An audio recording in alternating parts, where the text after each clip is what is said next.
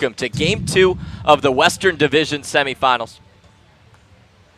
Good evening and welcome to Game 2 of the Western Division Semifinals up here in the Eric Palmer Press Box. I'm David Korzanowski, joined alongside my broadcast partner, Danny LaRose. We are ready to go for the second game of this series. Falmouth won Game 1, 2-1, and Danny, starting on the mound for the Commodores will be Tyler Dyson. Tyler Dyson has been so good for the Commodores. Really, who hasn't been good for this pitching staff? But coming out of the University of Florida without a pitch limit, which is so crucial for this team as they make a playoff run, and he has looked so solid. 1-1 record, a 2.36 ERA. 19 innings pitched, so a very small innings pitched already, and 23 strikeouts through those innings. A guy who really does like to get those K numbers up. He has his most at 8. That came against Wareham in July, and he has pitched once against the Hyannis Harbor Hawks. That was a victory in which he only allowed 2 earned runs, went 5 innings. So he's looked pretty solid against Hyannis, looking to build on that and sweep this series. We'll show you the defense on your screen as the black jerseys come out to the field. The outfield is exactly the same. The infield is exactly the same. It is the exact same starting lineup for the Falmouth Commodores. Will Brennan out in left, Austin Langworthy in center, Matt Wallner in right. Infield from left to right, Cameron Cannon, Logan Davidson, Hayden Cantrell, and Alex Volpe. Behind the plate will be Maverick Hanley, who just won the Cape Cod League Sportsmanship Award. He will be catching Tyler Dyson tonight, and leading off for the Harbor Hawks will be Davis Wenzel. He was the leadoff man last night and was 0 for 3. The shortstop from Baylor steps in, righty-righty matchup, and we are moments away from Game 2 of this one. As my partner said, Falmouth looking for a sweep. Every other series was a sweep, and they all finished up yesterday. Wareham, Chatham, and Brewster all victorious. Strike number 1 outside part of the plate, and here we go. Now everybody else is rooting for a sweep as well. They've all got an off day because Hyannis and Falmouth series started a little bit late. Second pitch is an inside fastball that jams up Wenzel. He fouls it back behind the screen, 0-2. Dyson's last time out was against Chatham. Pitched just 4 innings and gave up 1 earned run. Off speed is fouled back. Count remains the same. So the starting lineup for the Harbor Hawks is a little bit different. A new face in the lineup is on deck. It's Trevor Hauver, who will be playing right. Matt Barefoot batting 3. He's playing left field. Pedro Pages up to the cleanup spot as the changeup misses high. Todd Lott, same spot as last night, designated hitting in the 5-hole. Seth Gray 6, Eric Rivera 7, Brady Lindsley, and Mitch McIntyre rounding out the order. Strike 3, got him looking. 1 up, 1 down for Tyler Dyson, and it was a strikeout to Davis Wenzel. We saw Davis Wenzel strike out on a near-identical pitch last night in the 3rd inning against Mitchell Stone. Inside fastball. Wenzel thought it was a little bit too far inside, but with 2 strikes, got to swing at those pitches. He didn't once again, and he is the very first out. Trevor Hauver, the only new face in this Hyannis lineup, but Danny, they've done some mixing and matching. Yeah, shuffling around the lineup a little bit, moving guys like Seth Gray down in the order, trying to find that timely hitting that they just didn't have yesterday.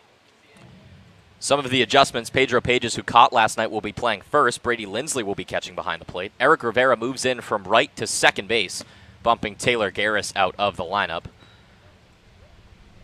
2-0 is the count to Hauver. He batted .267 in the regular season with 3 doubles and a home run. He's from Arizona State, and he watches ball 3 outside. Falmouth won the season series versus Hyannis 4-2.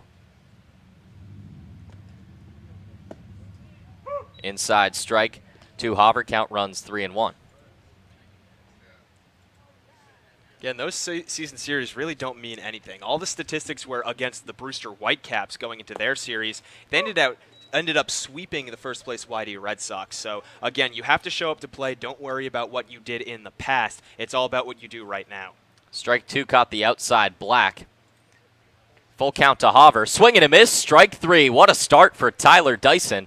2 Ks through 2 batters.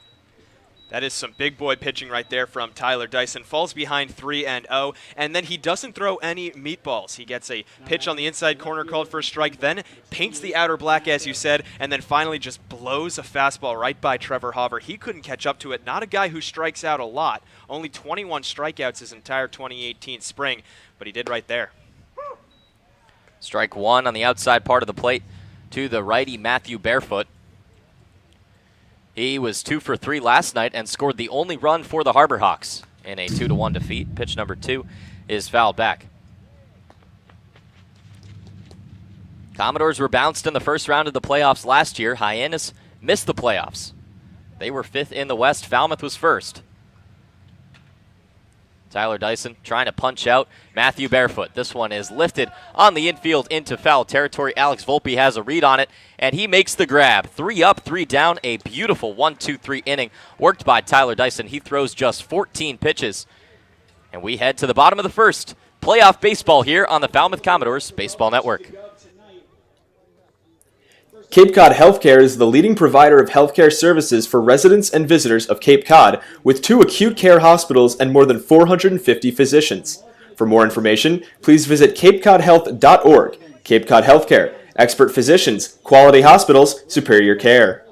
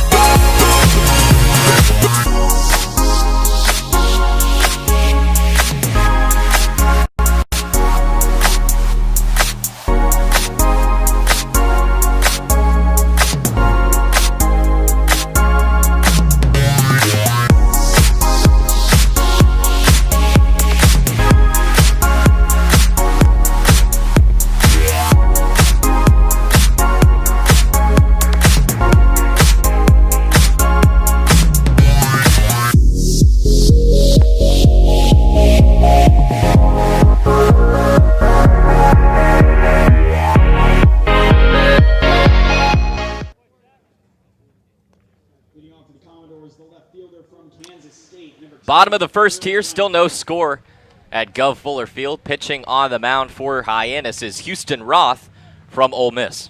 We mentioned it on the pregame show, but Houston Roth is a guy you want to get to early and often. He has never exceeded 4 innings pitched in any of his 8 games started this season, has a 5.90 ERA. The time is ripe to really have a slugfest if you're the Commodores. Strike number 1 comes in to Will Brennan. Roth has pitched twice versus Falmouth. He's given up 6 earned runs over 7 innings against the Commodores. The 0-1 to the lefty Will Brennan is just outside. Brennan, the leadoff man last night, he was 0 for 4. Houston Roth, the big righty, delivers the 1-1. It's cracked over towards third, but right place, right time for Seth Gray. It's a lineout. Beautiful positioning for Seth Gray. That one not too hard struck by Brennan off the end of the bat, and just an easy stick out the glove and make the grab for Gray. Maverick Hanley now steps in. We mentioned how he won the Cape Cod League Sportsmanship Award before the game. And we were talking up here in the booth. He's had so many conversations with the umpires. Yeah, that was I think no surprise. That did some favors for him. Racking up the hardware, but he wants a Cape League championship. Takes strike number 1 on the outside part of the plate. He's a guy who walks up right behind the plate and he shakes hands with the umpires, and then he comes up to bat and he's talking with them. Right. It's like he barely focuses on the game. He focuses on the relationships. The 0-1 is low. Yeah, it's like a 3-hour conversation with Maverick Hanley and whoever is the home plate umpire. 1-1 the count. 1 out here in the bottom of the first inning. Roth delivers off speed, cracked over towards third, backhanded by Gray. He bobbles it, throws over to first in time. knocked down by Seth Gray, who now has 2 putouts to start the bottom of the first. Again, Seth Gray playing up on the grass. I'm sure not expecting bunt from Maverick Hanley, but still playing close in, and that's what helped him out. If he's playing further back, Maverick Hanley might be able to outrun that throw. Instead, he is so close, makes things a lot easier of a throw, and is closer to the ball, and not hard hit ball again, and he's able to get his second putout in as many tries. Austin Langworthy had a single his first time up last night. It was on the first pitch. He takes ball number 1 outside. He was 2 for 4, so that means he had half of the hits for Falmouth last night, as they only racked up 4, but that was all they needed. A 2-1 victory in Game 1 puts Falmouth up 1-0 in this series. Off speed stays high. And he's a guy who really wants to win this hardware for himself, for Coach Jeff Trundy, for this team. He said to our own Greg Levinsky yesterday that we are here to win a championship. He wants to bring it to Falmouth. This is his second year here, so he's looking to be successful his second time around. 2-0 right down the pipe. Now 2 balls and 1 strike. Falmouth has the longest active championship drought in the Cape League. The last time they won was 1980, and they've been runners-up 7 times since. Off speed for strike 2. Most recently back in 2016, where they lost in 3 games to the Yarmouth Dennis Red Sox. Also lost in 2014 to that same team. 2-2 is low. Full count.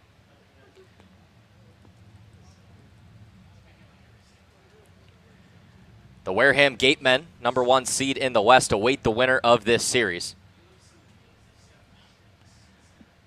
Full count to Austin Langworthy, and it's up the middle for a single right in between the legs of Houston Roth, and it's the first hit of tonight's game. Austin Langworthy has a knack for getting on base early. We talk about it a lot with Kyle Stowers. Langworthy's first at-bats typically yield singles. He's become such a singles hitter. Singles and home runs really become his forte, if we're being honest, this season, and he continues it into the playoffs. Austin Langworthy has been a hot bat so far in the postseason, now 3 for 5. Cameron Cannon steps in. He's the cleanup man for the second night in a row. Kyle Stowers and Davis Sims, 2 of the best hitters on this lineup, 2 of the best hitters in the Cape League. We'll watch from the bench yet again. Ball number 1 is outside. I'm impressed with the workload that Houston Roth has had to take on this season. 32 innings pitched. As we said, 8 games started. That's more than I've seen from any other pitcher on the Cape. Yeah. And that's coming off of a 2018 where he threw 53 innings. Strike 1 down the middle to Cannon. Count runs even. Doesn't seem to be an innings limit for Houston Roth for whatever reason. You also hit on it, though. He hasn't gone more than 4 2/3 in his start, so I don't know if that maybe has something to do with it. Roth pitching from the stretch for the first time tonight. The 1-1 is wagged at and poked foul. Matt Wallner on deck. He was 0 for 4 last night. Cannon, Wallner, and Hanley held hitless between the 3 of them. It's just about who steps up in playoff baseball. Last night it was Austin Langworthy, and Cameron Cannon had the game-winning RBI with a sac fly to left field. Austin Langworthy's running, swung at and missed, strike 3. Doesn't matter. Brady Lindsley was ready to throw down to second base, but he didn't have to. Houston Roth gets his first strikeout of the night, and the game remains scoreless. Falmouth strands 1-0-0 on the Falmouth Commodores Baseball Network. We appreciate and thank the sponsors who support the Cape League and your Falmouth Commodores. Our corporate sponsors are the financial backbone of the league. It is with their support that we're able to preserve our long-standing tradition of providing the best family entertainment here on Cape Cod. On behalf of the Falmouth Commodores, league officers, and the entire Cape League family, we would like to thank our 2018 corporate sponsors: the Yawkey Foundation, Chatham Bars Inn, Curry College, Cape Cod Healthcare, the 99 Restaurants, Coca-Cola Bottling of Cape Cod Potato Chips, Cumberland Farms, Baseball Factory, Badger Sport, Cape and Island License Plate, 47 Brand, Cape Cod 5 Cent Savings Bank, Stop and Shop, Peapod, and of course, thank you to Major League Baseball for over 50 years of support.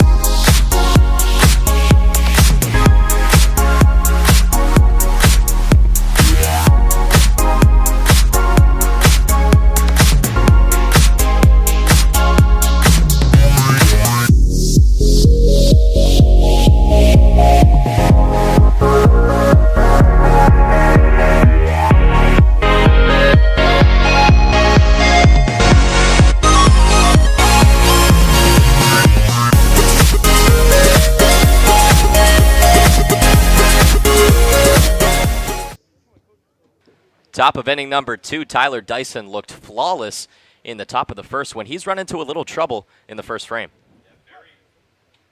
Very rarely does Tyler Dyson not give up runs in the very first inning. Against the Bourne Braves in his first outing, he allowed 2 runs in the first. Hyannis, he allowed 2 runs in the first, and then his last outing against Chatham allowed 1 in the first. So typically, he's working from behind. 1-1 is the count to the cleanup man, Pedro Pages. So 3 out of his 4 starts, Tyler Dyson has allowed runs in his first inning of work. The one time he didn't was in a 3-0 win against the Wareham Gatemen. He pitched 5 shutout innings, only gave up 1 hit. The 1-1 to Pages. Did he go around? Appeal down to first? Yes, he did. We'll run you through the umpires real quick. Tom Carey behind the plate. Tim Carey over at first. Mark Delaney at second and Dave Chasen at third. 4-man crew for the playoffs. Regular season is usually just 3. Here's the 1-2. High and outside.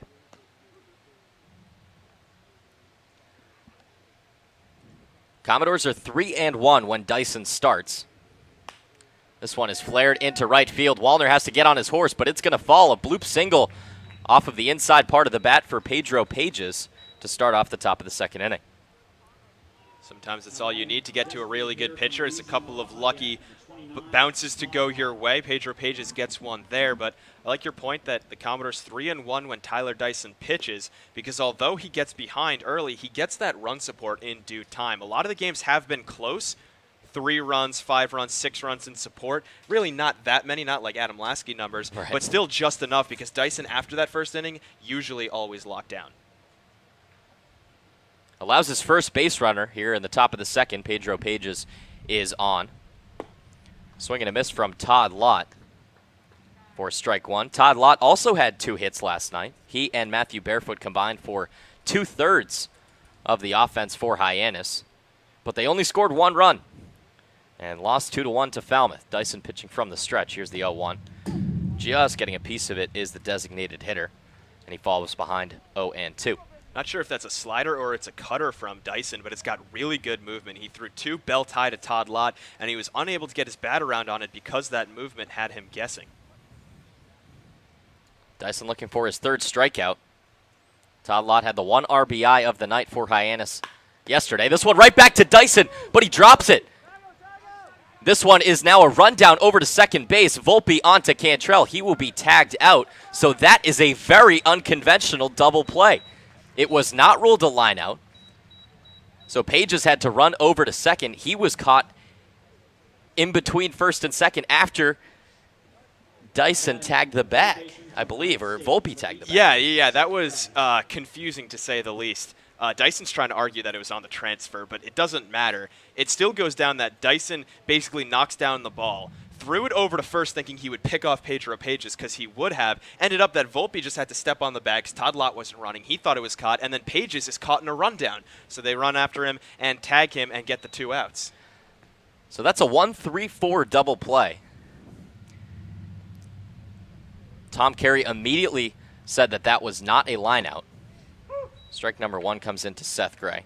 Yeah, credit to Tom Carey making that call really quick quickly. Call, yeah. Because, or else there would have been a fiasco saying, oh, was it a catch or was it not? And he made no mistake. So Dyson knocked the ball down after it was in the back of his glove. Force out made at first, and then the tag out made by Hayden Cantrell down at second base. Count is now 3-1 to Seth Gray. Bases are empty. And Danny, let's talk about the double plays last night. They were huge for Falmouth. Yeah, that's why Hyannis was only able to get all of 1 run despite getting those 6 hits, because 3 double plays were turned to end innings. And one of them, as we just saw here, was a sharply hit ball back to Mitchell Stone that he executed perfectly. So Mitchell Stone would let up a lot of hits and get out of the innings like that. 3-2 is chopped over to second base. Hayden Cantrell is there. Throw on to Alex Volpe. It's off the bag. Tag is applied for out number 3. Nice job by Alex Volpe, making his 2nd start of the summer at first base. He tags out Seth Gray for the 3rd out of the inning. So Tyler Dyson has faced the minimum through 2 innings. It's still 0-0 on the Falmouth Commodores Baseball Network. The Cape Cod Baseball League is sponsored by Dietz & Watson, premium meats and cheeses. They've got everything you need for summer grilling, like 100% beef franks. These franks are made of hand-trimmed beef with that old-fashioned snap when you bite into them. Dietz and Watson, it's a family thing. Tickets can also be purchased at the intern tent, sponsored by Smith's Farm, who reminds you to eat your broccoli. You can't win if you don't play. The prizes will be announced in the 8th inning. The Falmouth Commodores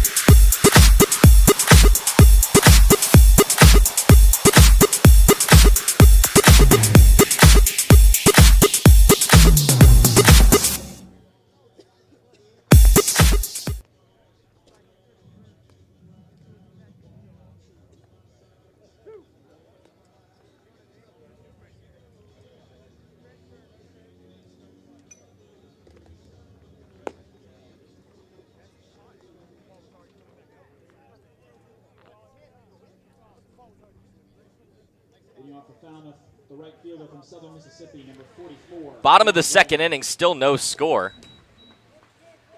It will be 5, 6, and 7 due up for Falmouth, including Logan Davidson, who is on deck. He hit a solo shot in the second inning last night against Hyannis. It was his 3rd home run of the summer, first of the playoffs. But right now it's Matt Wallner.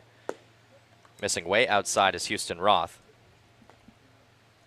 Matt Wallner, you mentioned it last inning, went 0 for 4 last night, had a couple of strikeouts as well. He's a guy that the Commodores need to get hot. At least one of those 3 guys who went hitless, Cameron, Wallner, or Hanley, needs to get hot. Strike 1 on the outside, Black. Wallner finished the summer with a .250 average, 4 home runs, 2 doubles, 11 RBIs. He had 2 home runs in 1 game versus Orleans. He fans at the 1-1. So ahead in the count is Houston Roth, 1 ball, 2 strikes. Wallner ranked the 10th recruit in the upcoming 2019 draft by Baseball America. Got a lot of pro potential, but he strikes out on 4 pitches here to start the bottom of the second inning. His 3rd strikeout in 2 nights. Those 2 strikeouts last night and the 1 tonight, all coming on off-speed pitches, and he's just lunging at them. There's some really solid changeups from Houston Roth that he threw in that at-bat. And Matt Wallner, it's like he's not waiting for them to come to him. He's just getting a little bit too impatient, maybe realizes that he's been struggling, and that's why he's been fishing for those. He just needs to get more confidence in himself and wait for those pitches, and he'll be just fine. They've also been low in the strike zone as well. Off-speed to Logan Davidson, misses high. Great crowd on hand here at Falmouth for playoff baseball. Yeah, Hyannis last night didn't have the biggest crowd. They had a sizable one. It was solid, yeah. Wasn't the biggest one we'd even seen at Hyannis this season, though. I would agree with that. Ball 2 misses low. Here in Falmouth, it might be hard to find a seat on either hill in left field and right field. We're seeing people sitting right behind the away broadcasters. Beautiful night here in Falmouth, Massachusetts. Ball 3 misses outside to Logan Davidson. Hyannis has home field advantage in this series. And no matter who advances, whether it's the Harbor Hawks or the Commodores, Wareham will have home field advantage in the next series. 3-0 is on the outside part of the plate for a strike. Wareham might be tuning into this game, scouting out the competition. Wareham is looking like such a good team, might be the team to beat. I'm sure they would not want to face Falmouth, though, who's also looking like such a hot team. Ball number 4 misses low to Logan Davidson. It's the second base runner of the night for Falmouth, and the first here in the second inning. Good for Logan Davidson, a guy who did not walk a lot on the summer, only 15 walks compared to 43 strikeouts in his summer campaign. Part of that reason because he's just such a free swinger. When he got into his slumps, he would try to hit anything that was thrown at him. Now in the playoffs, he's looking a little bit more patient, knows his pitches, and that's why he's getting a lot of good contact and why he's just gotten on base. Eddie Julian was 1 for 3 last night. He's designated hitting again tonight. He had a single in the 5th inning, made it all the way to third base. He had his first stolen base of the summer yesterday. Only stolen base of the night for the Commodores. Logan Davidson had 3 in the regular season. He's taking a hefty lead. Missing inside is Houston Roth. He can't find the strike zone right now. Yeah, he might have to throw a couple over the plate to Eddie Julian, which is not something you want to do. This is a guy on a rampage right now, batting .471 in his last 5 games. That's 8 hits, and 6 of them for extra bases. On a 5-game hit streak is Eddie Julian. Last 4 games of the regular season, first game of the playoffs. Started very slow here this summer, but is starting to come alive. Finished the regular season with 7 doubles and 2 home runs. And finished just over 200 in batting average at .205. Roth from the stretch for the second time tonight.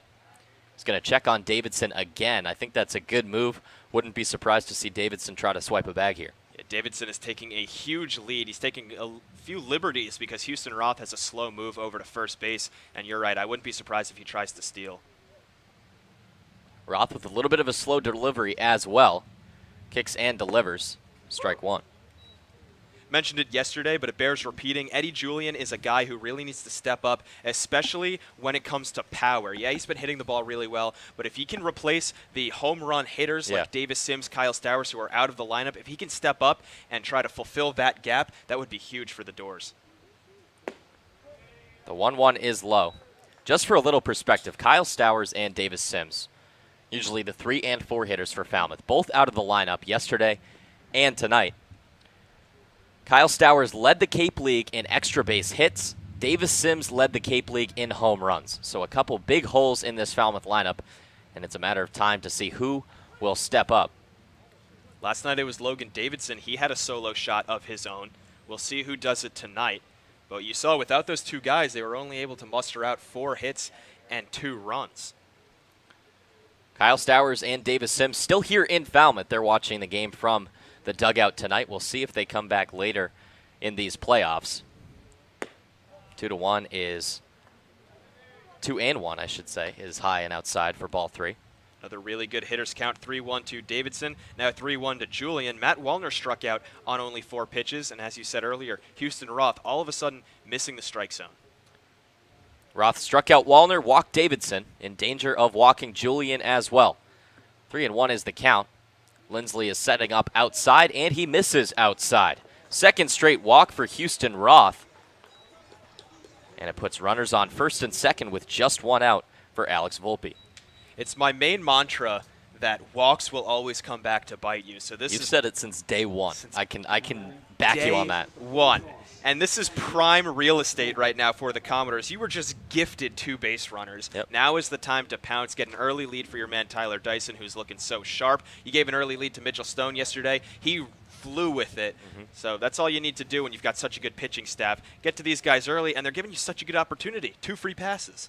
Mitchell Stone got his first win of the summer last night in his best outing on the mound for Falmouth. 6 scoreless innings, gave up only 4 hits, and had 5 strikeouts. Alex Volpe watches ball number 1 low. And in between batters, you saw a little 3-man conference on the mound. It was Houston Roth, Brady Lindsley, the catcher, and Pedro Pages, who's playing first base tonight, but has done a lot of catching this season. Probably talking about where to attack the strike zone here against Alex Volpe. This one misses inside, and it's past Lindsley. Runners are going to advance to second and third. Commodores have 2 runners in scoring position with just 1 out. I thought that was going to hit Alex Volpe, but he really made an effort to dive out of the way of that one, which is good news because it may sound counterintuitive, but I'd much rather have runners on second and third 1 out than bases loaded 1 out, because then the double play would be in order. Now, with second and third, a ground ball to the right side really should score Davidson from third. So you can kind of go anywhere with this as long as Volpe can make contact. See another powwow on the mound right now. It's all of the infield, the catcher Lindsley, and the pitching coach for the Harbor Hawks. It's Sean Manfredo in his 6th year with Hyannis. He was a 7-year coach at UMass Dartmouth. He was named the pitching coach back in 2013 for Hyannis. Chad Gassman, the manager, is going to come out, as well as the Hyannis trainer. Chad Gassman, the manager for the Harbor Hawks, signaling to the bullpen. A couple of arms are getting loose already here in the bottom of the 2nd inning. This makes sense why it might be an injury that's getting to Houston Roth. He is not a guy who walks a lot of batters. Through his 32 innings, only 13 walks this summer. And then in his spring at Ole Miss, he had racked up 52 2/3 innings pitched, only 25 walks. So that may be an explanation for why he's missing the strike zone so much tonight. I've seen him look at his landing foot a couple times. At first I thought he was looking at the spot on the mound, but maybe it could be an ankle, foot, or leg injury. And that's going to be it. He's coming off the mound with the trainer. Hate to see that here in the playoffs. And Chad Gaspin is now talking to the home plate umpire, Tom Carey. So an early call to the bullpen, disappointing for Houston Roth, who had a good summer. ERA might not be indicative of his success, a 5.90 ERA, but he was one of the go-to guys for Hyannis in the pitching staff. There's a reason he made 8 starts, had 33 strikeouts over 32 innings. Yeah, now his day is done because of injury. So we're seeing right when they need him the most, his body fails him a little bit. Again, not quite sure what was the issue that he was struggling with, but definitely was an issue because, like we said, the walk numbers were just so high, and the ball numbers that he was throwing. He had so many 3-ball counts in this inning, and he's not a guy who typically does that. He's a guy who throws to contact. So that explains why his day is done so early. New pitcher for the Harbor Hawks is a late addition. It is Brandon Lamanna from New Haven. He's a rising junior, right-handed pitcher. Stands at only 5'8", weighs in at 170. But, man, did he have a good year with the D2 school in New Haven back in his sophomore campaign. A .79 ERA, 2-0 record over 34 innings pitched. He's from Smithtown, New York. That's on Long Island. It is? Yeah. Really? How close is that to you? Like an hour, 45 minutes. Okay. So Lamanna will do some warm-ups, really, with Brady Lindsley now because it was such an abrupt call to the bullpen. Right. I'm sure that just like in the majors, you get an injury replacement for a pitcher, then they get as much time as they need to warm up because, as you said, all of a sudden Gaspin comes out and he's waving to the bullpen, get ready, get warm. We need somebody to come in long relief. A little more on Lamanna. He pitched 1 inning this summer because he was such a late addition. It was in that last game of the year against Yarmouth Dennis. And he faced the minimum. Struck out 1, faced 3 batters against the Red Sox. And now his second appearance is a high-pressure situation. Runners on second and third. Just 1 out here in the bottom of the second inning. Falmouth trying to take an early lead. Yeah, we said it last night that this team needs to rely on a lot of new faces because they've seen so many pitchers leave. Last night, A.J. Franklin came into the game. That was only his second appearance of the summer, getting his first one against those YD Red Sox in the final game of the season. And Lamanna, exactly the same way, saw his first appearance against the YD Red Sox on August 2nd, and now he's being called on in a big situation. So these are a bunch of new guys who are being called on. So many new pitchers after you saw a lot of faces leave. Guys like Wes Engel, a very reliable starter for Hyannis, or Parker Towns, Riley Self, a really good reliever, all of them gone. And that's why we see Hyannis going to these brand new names. We saw Falmouth and Hyannis square off towards the end of the season. That was back on July 24th. So about a week left in the season, and you think, all right, the guys that are here are going to be here for the playoffs. Nope.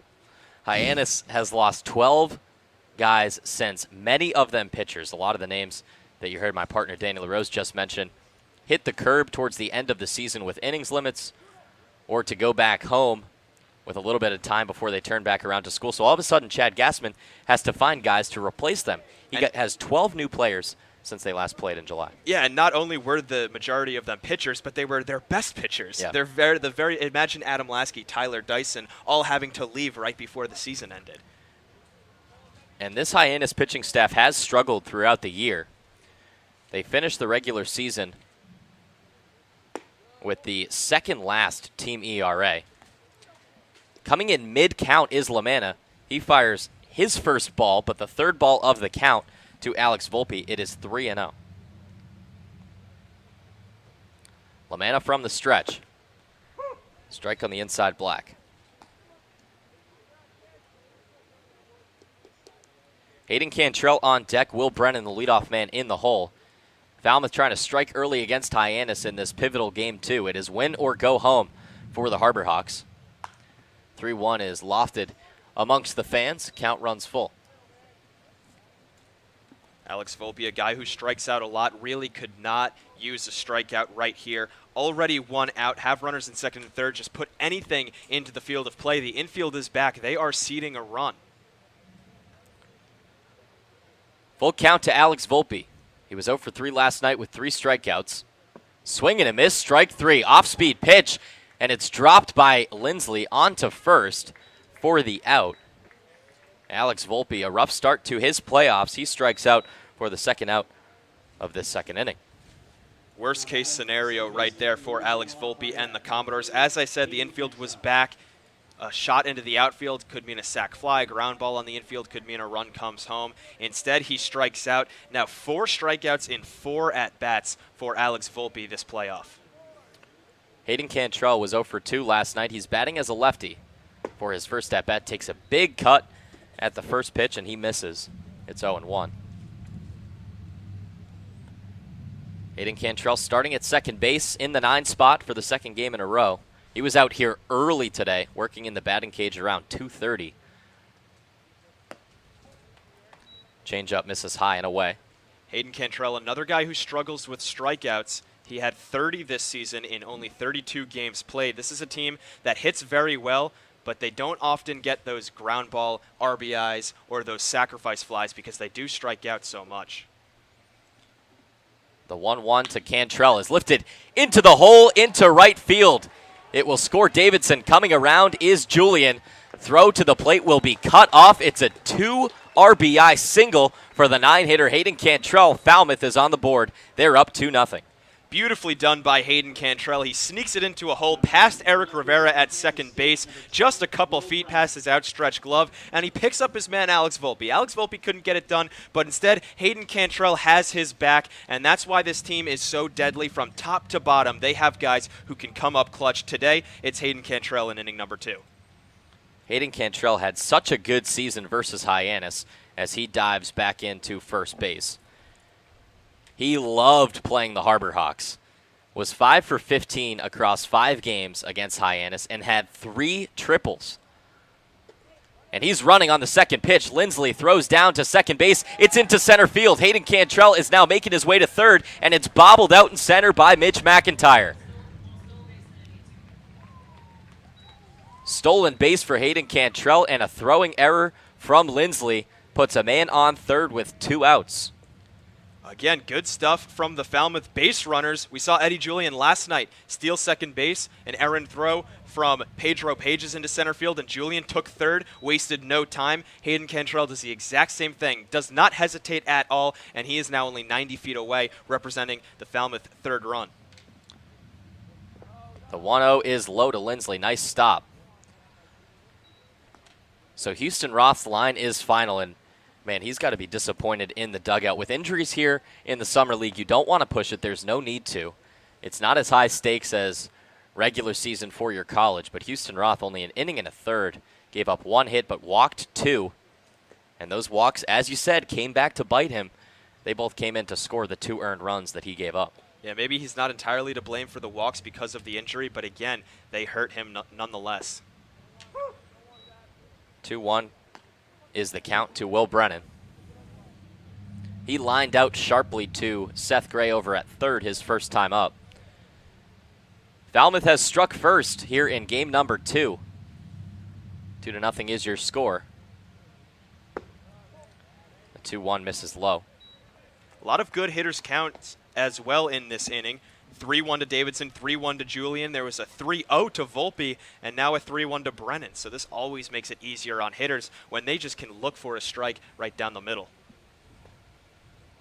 3-1 is lifted into center field. Backtracking is Mitch McIntyre. He is under it, and he makes the final out. 6 batters come to the plate for Falmouth, and 2 of them reach on a walk and come in to score.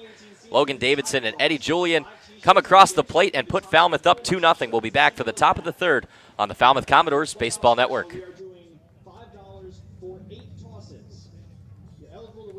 Hey Commodore fans, want to upgrade your view to the best seat in the house at the Gov?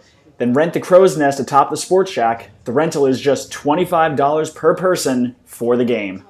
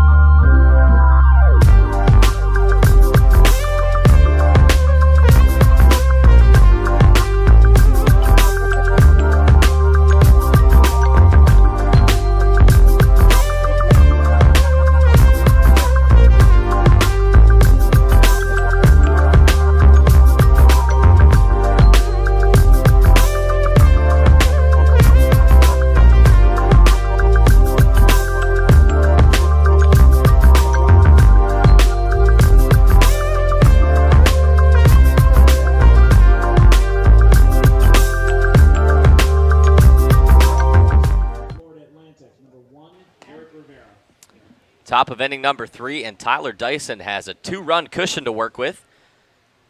That's unusual for him. Yeah, he's had to come from behind here and there.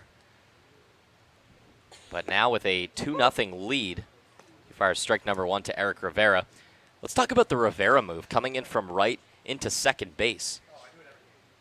Yeah, it's an interesting one. I mean, he's listed as both a center fielder and a shortstop, so he can play the outfield and the middle infield, which is always nice to have, a versatile guy. And we see that they wanted to throw Trevor Hauver into the lineup. That's why Rivera moves on to the infield. Yeah, keep in mind, Braden Como, really the go-to second baseman for Hyannis this season, left early as the 0-2 is fouled back into the screen.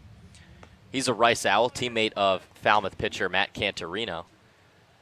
And he left right before the playoffs started, so it really limits the options at second base for Hyannis. Check swing, and he went around. It's strike number 3 to Rivera, 3rd K of the night for Tyler Dyson.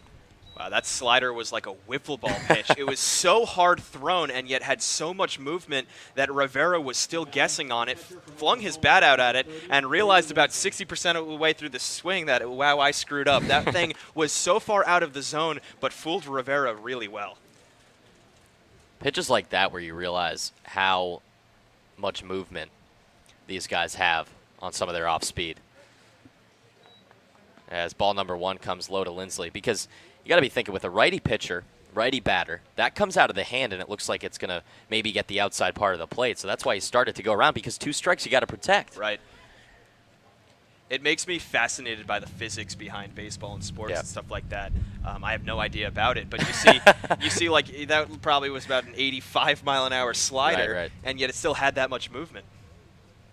The 1-1 to Lindsley is outside ball 2. What I'm always fascinated by is I watched this video once, and it was about the amount of time that a hitter has in the major leagues to decide whether to swing or not, as this one is chopped over to Logan Davidson. He gets his first ground ball of the night, on to first, no problem, 2 down. But more on that video, it was like, with the speed of a fastball in the major leagues, mid-90s. I think the average they put was like 93. Right, and then it's like the amount of time that your eyes have to react and like see where the ball is. I think you have like about a quarter of a second to like 0.4 seconds to decide whether to swing or not, which is just insane. Because it takes time for the bat to come down and line it up with a fastball. That it's literally as much time as your eye has to tell your brain that it's a good-looking pitch. Strike 1 on the inside part of the plate to the lefty center fielder, Mitch McIntyre. 0-1 is just outside. And stuff like that makes you really appreciate guys like Tony Gwynn, the Hall of Famer Tony Gwynn, who was cited as saying like, oh, I would be able to see an outside pitch, stay a little bit back on it, shoot it right through the hole on the right side, stuff like that. And he was able to do that like clockwork, which you think, is this guy's brain better than ours? The 1-1 is lifted into center field. That'll be a base hit. How about Mitch McIntyre? Making just his 2nd start at center field all summer. He was another late addition. He had a hit last night, and now a hit here tonight. Yeah, he's been doing everything that Chad Gassman has asked of him. He's been thrust into the lineup despite coming on as a pitcher for the Harbor Hawks. Got a single last night, ended up being stranded on second. And then in his final at-bat, he got the job done with a sacrifice bunt. Beautiful sacrifice bunt in the 8th inning that advanced Taylor Garris ahead of him. He also ended up being stranded, but now with another hit, McIntyre looking like a solid addition. This one is cracked into left field, but it's way up in the air for Will Brennan. Off the bat, looked like it had a chance, but just too high on it was Davis Wenzel. It's uppercutted into left field for the 3rd out. Will Brennan makes his first catch of the night, and Tyler Dyson has only allowed 2 hits through 3 innings. 2-0 is your score. We'll be back with hitters 2, 3, and 4 for Falmouth on the other side of the break. You're listening to the Falmouth Commodores Baseball Network. One of our baseball clinics and sharpen your baseball skills with some of America's finest players from the best college programs in the country while having a lot of fun at the same time. Clinic attendees will have opportunities to work on hitting, base running, infield-outfield play, as well as pitching and catching.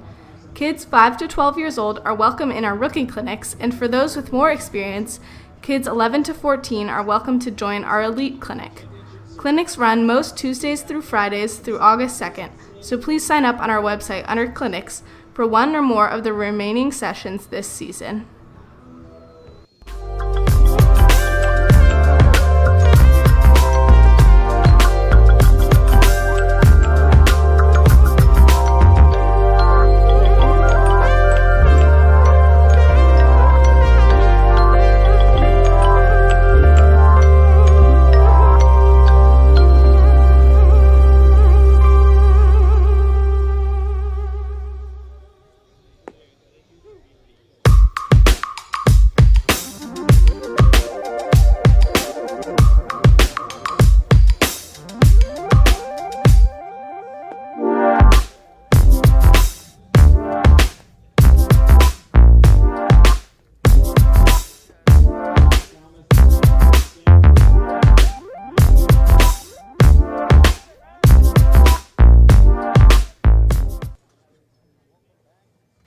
bottom three, Hanley, Langworthy, Cannon due up for the Commodores. They have a 2-0 lead, trying to add to it.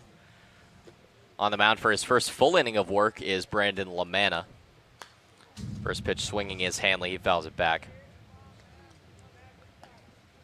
Maverick Hanley putting up only zeros from the batter's box. He did walk twice last night, so he was a crucial part of the team winning the game. He ended up scoring the game-winning run on the sacrifice fly. Showing bunt, and a beautiful bunt down the third base line. Barehanding is Seth Gray, but beating it out is Maverick Hanley. That was one of the nicest bunts we've seen all year.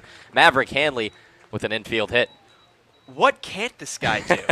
We know he has a ton of speed. We talk about it all the time. He leads the team with 11 stolen bases. Yeah, that's crazy. He's a catcher. But he's also got power with a couple home runs, good average at 252. Know he's got a cannon behind the plate and one of the best defensive catchers, one of the best play callers. The pitchers love pitching to him. And then he lays down a bunt like a beauty, like, you know, vintage Jose Reyes right there. That was insane from Maverick Hanley. And that's a Mets fan talking. Vintage Jose Reyes from Hanley. He'll be checked on at first. He has 11 stolen bases on the year. That was tied for third in the Cape League. And Hanley, I know you mentioned he did not get a hit last night. He had 2 walks, but he had a great end of the season. Finished 5 for his last 9 in his last 3 games. Yeah, pair of multi-hit games going down the stretch. That was crucial in that 4-game winning streak that Falmouth was riding before they ended up losing on August 2nd. Commodores finished third in a tightly packed West Division. Hyannis finished second. Calling for time just before the pitch is Austin Langworthy. He roped a single on a full count in the first inning. It was the first hit for either side tonight. Was left stranded at first.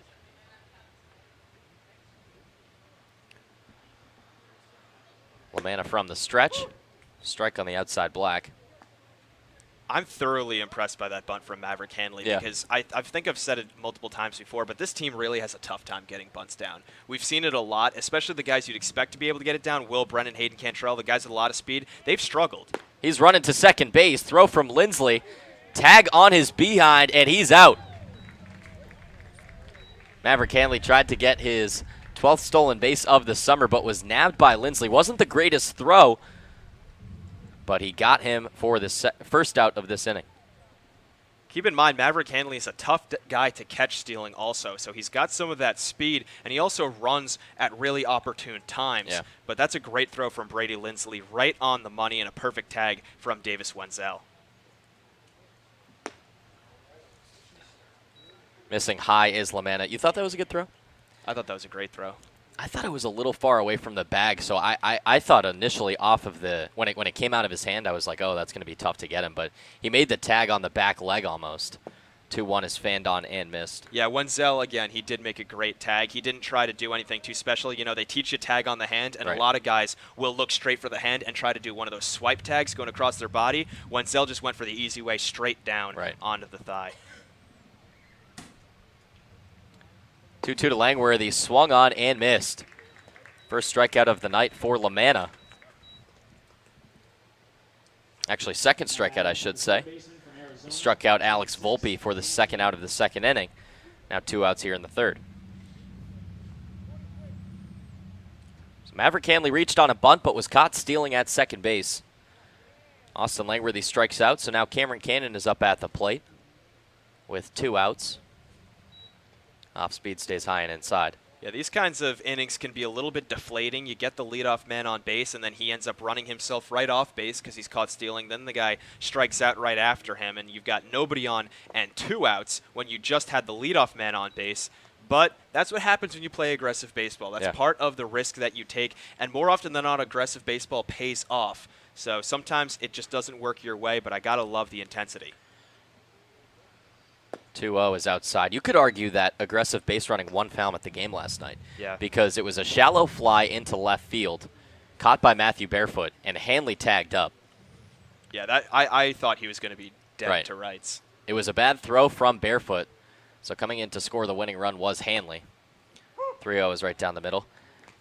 But I was talking after the game, and I think it was really smart by Hanley because they only had, I think, 3 hits at the time. Struggling getting base runners on. So they had to try to get another run any way they could. This one is skied into left center field.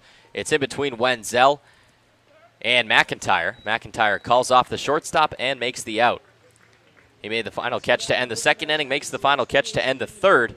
2-0 is your score in favor of the Commodores. We are a third of the way through this one. We'll be back for the top of the fourth on the Falmouth Commodores Baseball Network. Hey Doors fans, we hope you're enjoying our broadcast.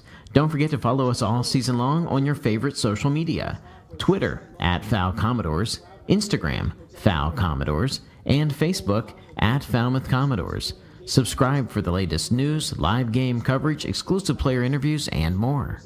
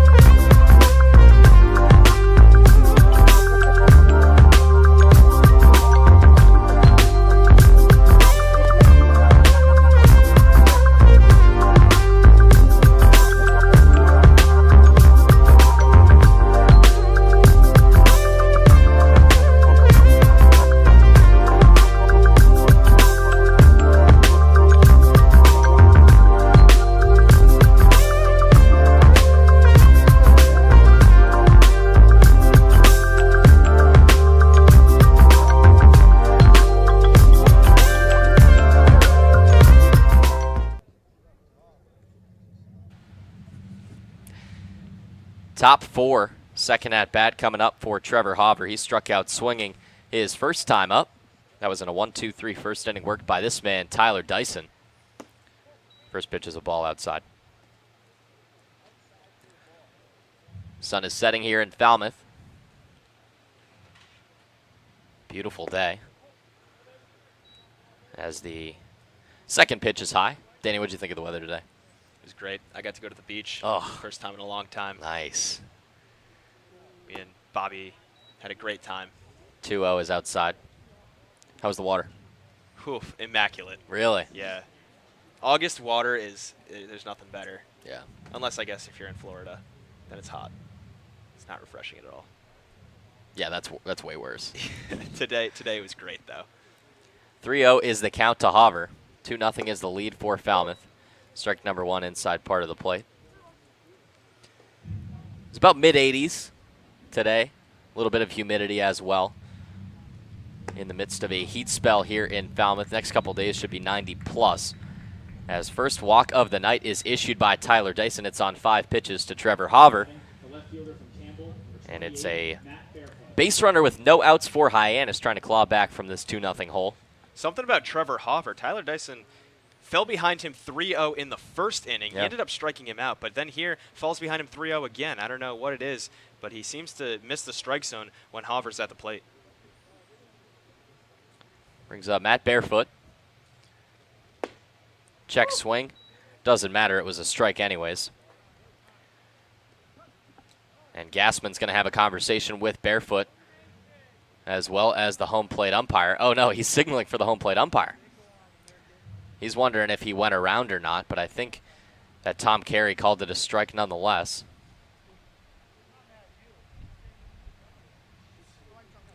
And actually, he's signaling to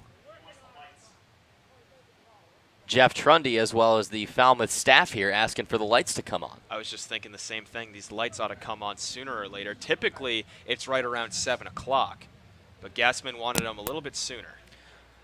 He wanted them at 6:58. Lights are coming on right now. The 0-1 is popped into foul territory, but it's well amongst the fans and the bleachers. 0-2 the count to the man who won the batting crown and the Cape League MVP, Matt Barefoot. Finished the summer .379 batting average Unbelievable numbers from the left fielder. I'll say he deserved it. You think I'll so? come around. Yeah, he deserved it. How tough was it for you to say that?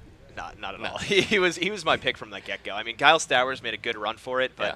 379 average, that is just in a league of its own. Ball one comes high. And then add on to that, in the games he's played against Falmouth, not one has he gone hitless, including yesterday's playoff game. Right. Had 2 hits last night, scored the only run for the Harbor Hawks. Had 9 doubles, 3 home runs, 26 RBIs this summer. And I think the most impressive stat was the 22-game hit streak that he had. For perspective, the Cape League regular season is 44 games. That's half the season. That is half the season. Incredible stuff from Barefoot. 2-2 chopped over to third base. He's on to second for 1. On to first. Tried to be scooped by Alex Volpe. Not sure if it would have been a double play anyways. Barefoot was down the line in a hurry. So a fielder's choice from third to second to get the lead base runner. Barefoot reaches, and now with 1 out. Yeah, I've got to think that Barefoot was safe either way. He's got a little bit of speed to him. We saw it yesterday when he legged out an infield single. Does it again there. Hard-struck ball. Cameron Cannon, really slick glove over there. Yeah, he was quick. That one went from glove to hand in no time. The throw to second was a beauty, too, so Cameron Cannon keeps it coming. But then Hayden Cantrell on the relay just a little bit late and a little bit low.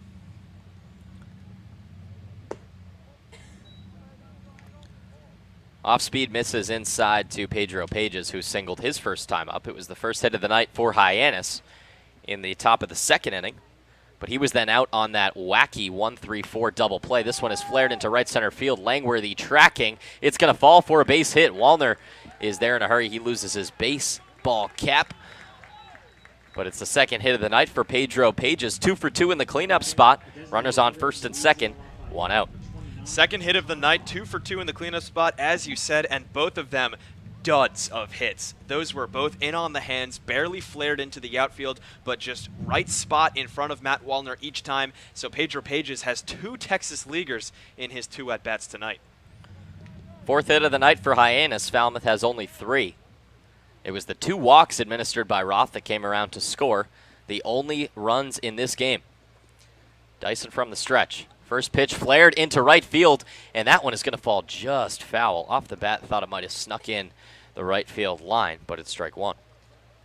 If I'm Maverick Hanley right now, I would run out to my pitcher, Dyson, talk things over with him real quick. We saw the first batter, Trevor Hauver, reach on a walk. Dyson was working a little bit too quickly, not finding his spots, and now he's still working really quickly. Looks like he's just a bit too eager to attack these hitters. He needs to settle down and find his spots.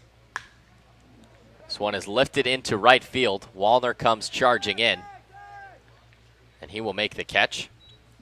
Matt Barefoot read the scouting report, knew not to tag up on Matt Wallner. 2 down. Huge out, number 2 for Tyler Dyson. Todd Lott, such a powerful hitter, such a good hitter as well. Finished the season right around 293 with his batting average. Had 6 home runs. Couple ducks on the pond for Lott. Can usually mean bad news, but instead he gets him to get way underneath the baseball. Huge out, number 2. And now all he needs is a little bit of help from his defense to get Seth Gray out, and he's out of the inning unscathed. Todd Lott single to center field, scored Matt Barefoot for the first run of the game for Hyannis last night. The first and only run. Falmouth won 2-1. Strike 1 is low to Seth Gray, who was 0 for 4 last night with 3 strikeouts. All of them were looking.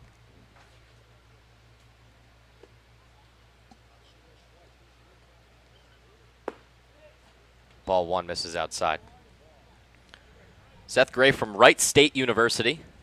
They were in the toughest regional of the NCAA tournament with Stanford, Baylor, and Cal State Fullerton. Took Stanford to 13 innings, but then fell in that game.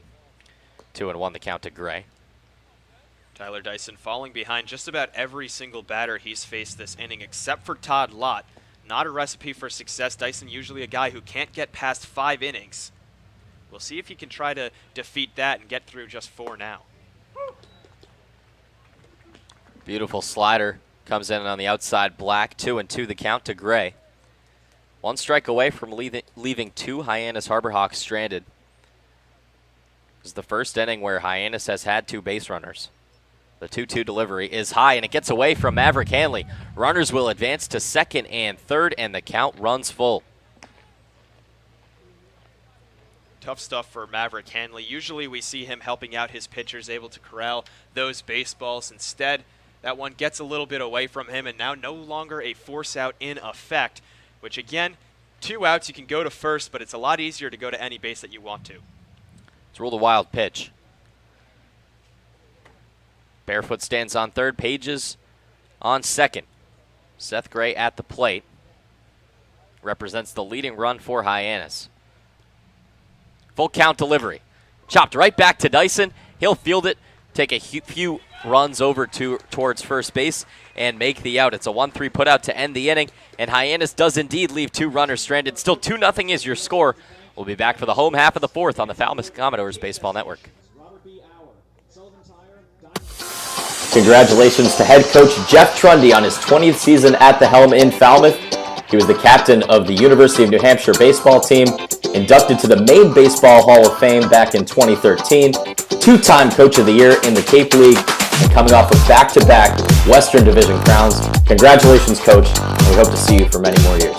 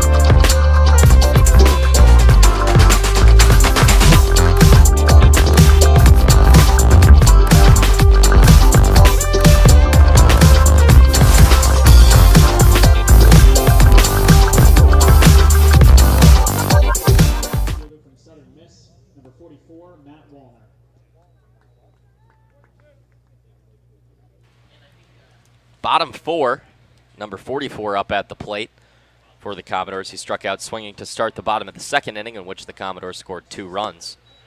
Brandon Lamanna still on the mound for Hyannis. He's got a big workload ahead of him. Has to come in long relief after the starter, Houston Roth, was only able to go an inning and a third. The 1-0 misses just a bit outside.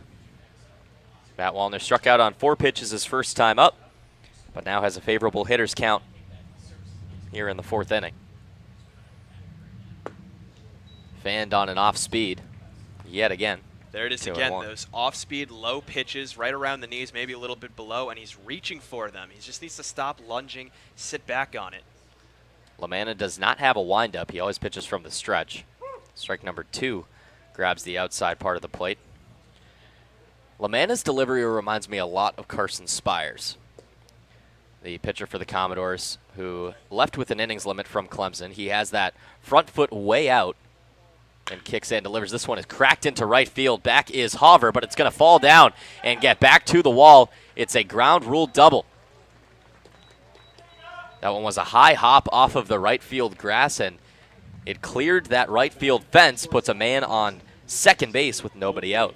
Just what Matt Wallner needed. Was 0 for 5 to start the playoffs, and then scorches a double. That one was so hard struck. He didn't really get under it, which is why he is on base. It was so hard hit, and if you got just a tad under it, Hoffer's probably there, because Hoffer was only a couple steps away. Instead, got very on top of it, a line drive shot, and so hard hit that when it bounced off the grass, it went way up over that fence, and now he's on with a leadoff double. Another man in scoring position for the Commodores, and now he's bounced the pitcher.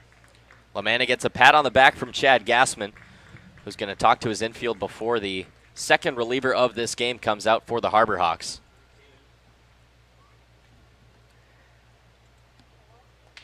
It's going to be Zach Cohn from Central Michigan. We did not see him yesterday. Just saw 2 relievers for Hyannis in last night's game. They were Brett Scholes from Minnesota and A.J. Franklin from Vanderbilt. Tonight it is Cone, who has been here for much of the season. Finished the year with a 4.73 ERA, 32 and a third innings pitched, and 36 strikeouts. Had a 1-1 record. He made 3 starts, and Danny, he's come in for a lot of extended relief as well for Hyannis. Yeah, much needed for a team that has struggling pitching, and much needed right here as well. Only 3 starts, 9 appearances, but many of his appearances, we've seen him go 4 innings or more, a lot of them 2 2/3. So no appearances in which he's gone 2 or less innings for Zach Cone. And again, he's going to need to do it here tonight, as we've seen Lamanna only last about an inning or so after the starter Houston Roth was only able to last just over an inning. Last time Cone pitched was on July 31st against the Bourne Braves. Pitched 5 1/3, gave up 3 earned runs, 4 hits, struck out 7. Commodores have not seen Cone all summer. So it's a new arm for Hyannis, at least according to the Commodores. And this is his first appearance of the playoffs. He's got a quick delivery. And now the third righty for Hyannis. Yeah, big righty lineup towards the beginning when you've got Handley and Cannon, but all in all, a lot of lefties in this lineup. Those are the only 2 that stick out, because otherwise, Edward Julian, Logan Davidson, a switch hitter coming up right now. So it's righty-lefty matchups right off the bat. And a lot of lefties already in this lineup, so really not playing the strategy as Chad Gassman, just going to his more reliable pitchers and going to the mainstay all season, Zach Cone. Way in on the grass is the third baseman, Seth Gray. A little more on Cone. He is from Woodhaven, Michigan, goes to Central Michigan University, the Chippewas. Yeah, one of my favorites. Ball number 1 comes in to Logan Davidson.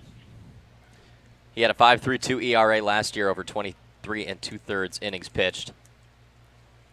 25 strikeouts over that span. The 1-0 is just outside. And a great story from Cone. He's pitching for his dad, who's been battling leukemia. Yeah, got somebody else other than himself to pitch for. For a lot of these guys, it's not a selfish thing, but he's doing it for his dad, who's struggling right now, and that's always nice to hear. 2-0 is cracked, but way foul by Davidson. He reached on a walk and scored the first run of the game. Scored the first run of the game last night after a solo home run. Davidson wanted to straighten that one out, beating himself up when he stepped out of the batter's box. He's a guy who's very serious, very solemn when he's up at the plate. An intense player, shortstop from Clemson University. Swings at the 2-1 that jammed him up on the inside part of the bat. 2-2's the count. Great pitch, going for the heater right on the inside corner. You said it jammed up Logan Davidson. When it's that fast, you got to get around early on it in order to pull the ball, and you can't do it when they throw it with that much speed. It was right on the inside part of the plate, too. A nice pitch from Cone. Second at-bat of the night for Davidson. Batting as a lefty yet again. We know he can switch hit. Big lead for Wallner, and this one is flared deep into center field, but McIntyre has a read on it. It's deep, so Wallner's going to tag. McIntyre throws in towards Davis Wenzel, but safely into third is Matt Wallner. So advancing the base runner is Logan Davidson. Third run of the game is just 90 feet away. They do check over at second base. I was thinking that they would also, because it looked like Matt Wallner may have left a half second too early. Second base umpire Mark Delaney says no, he did not leave early. I thought the same thing, too. Yeah, I thought it was close. Definitely looked close. Matt Wallner may have jumped the gun, but he got there, and he is safe is the call. But that's one of those instances in which, you know, a strikeout would be killer for the Commodores. I mentioned it before. This is a team that strikes out so much. Even an out right there advances him 90 feet, and a sacrifice fly can bring him home. Strike 1 to Edward Julian, who also walked and scored in the second inning. Even innings have been key for the Commodores tonight. They had 6 batters in the bottom of the second, 2 runs that came across. Third batter already, and a runner on third. 1-1 is the count. Lamanna responsible for the man on base. That's Matt Wallner. He took a 2-2 pitch and killed it into right field for a ground rule double. Julian watches another pitch inside. Cone has done a really good job against two lefties staying inside, just a little bit too much so. Yeah, but if he can hit that corner, he'll look really sharp because that fastball has a lot of inward breaking movement. We saw it tied up Logan Davidson, and Eddie Julian is a guy who struggles with those inside pitches, so I'm sure Cone will stay there. Right on the corner is the fourth pitch of the at-bat. Count now even 2 balls and 2 strikes. On deck is Alex Volpe. In the hole is Hayden Cantrell, who had the 2 RBI single. That's been the difference in this game so far.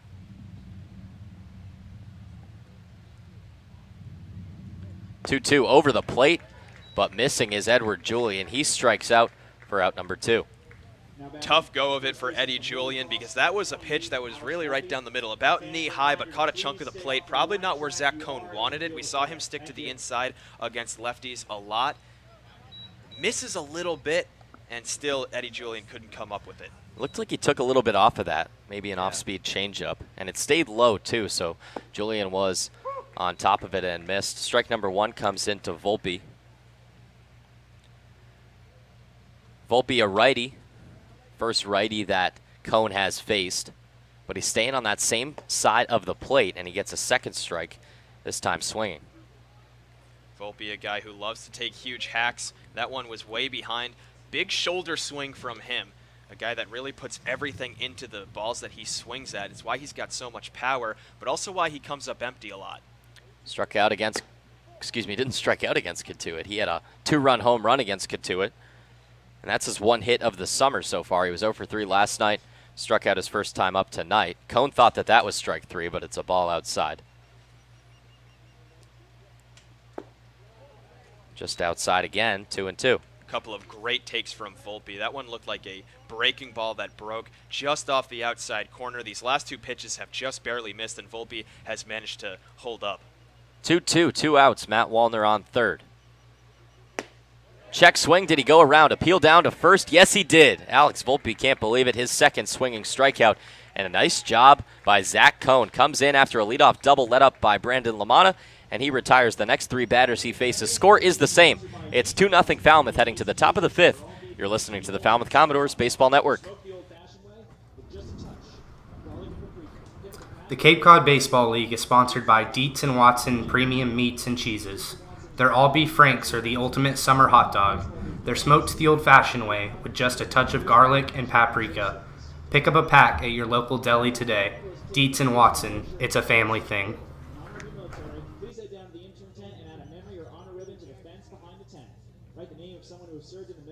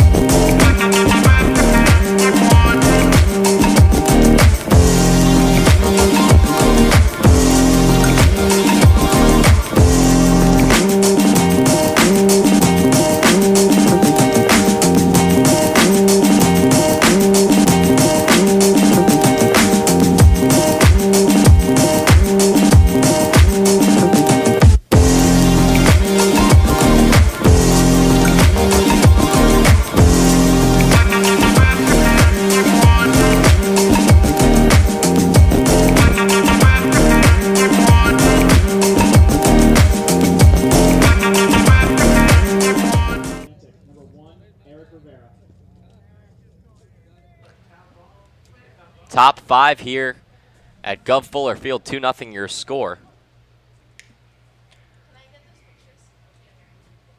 Eric Rivera will start things off. He struck out swinging on 4 pitches his first time up. He takes strike number 1 from Dyson.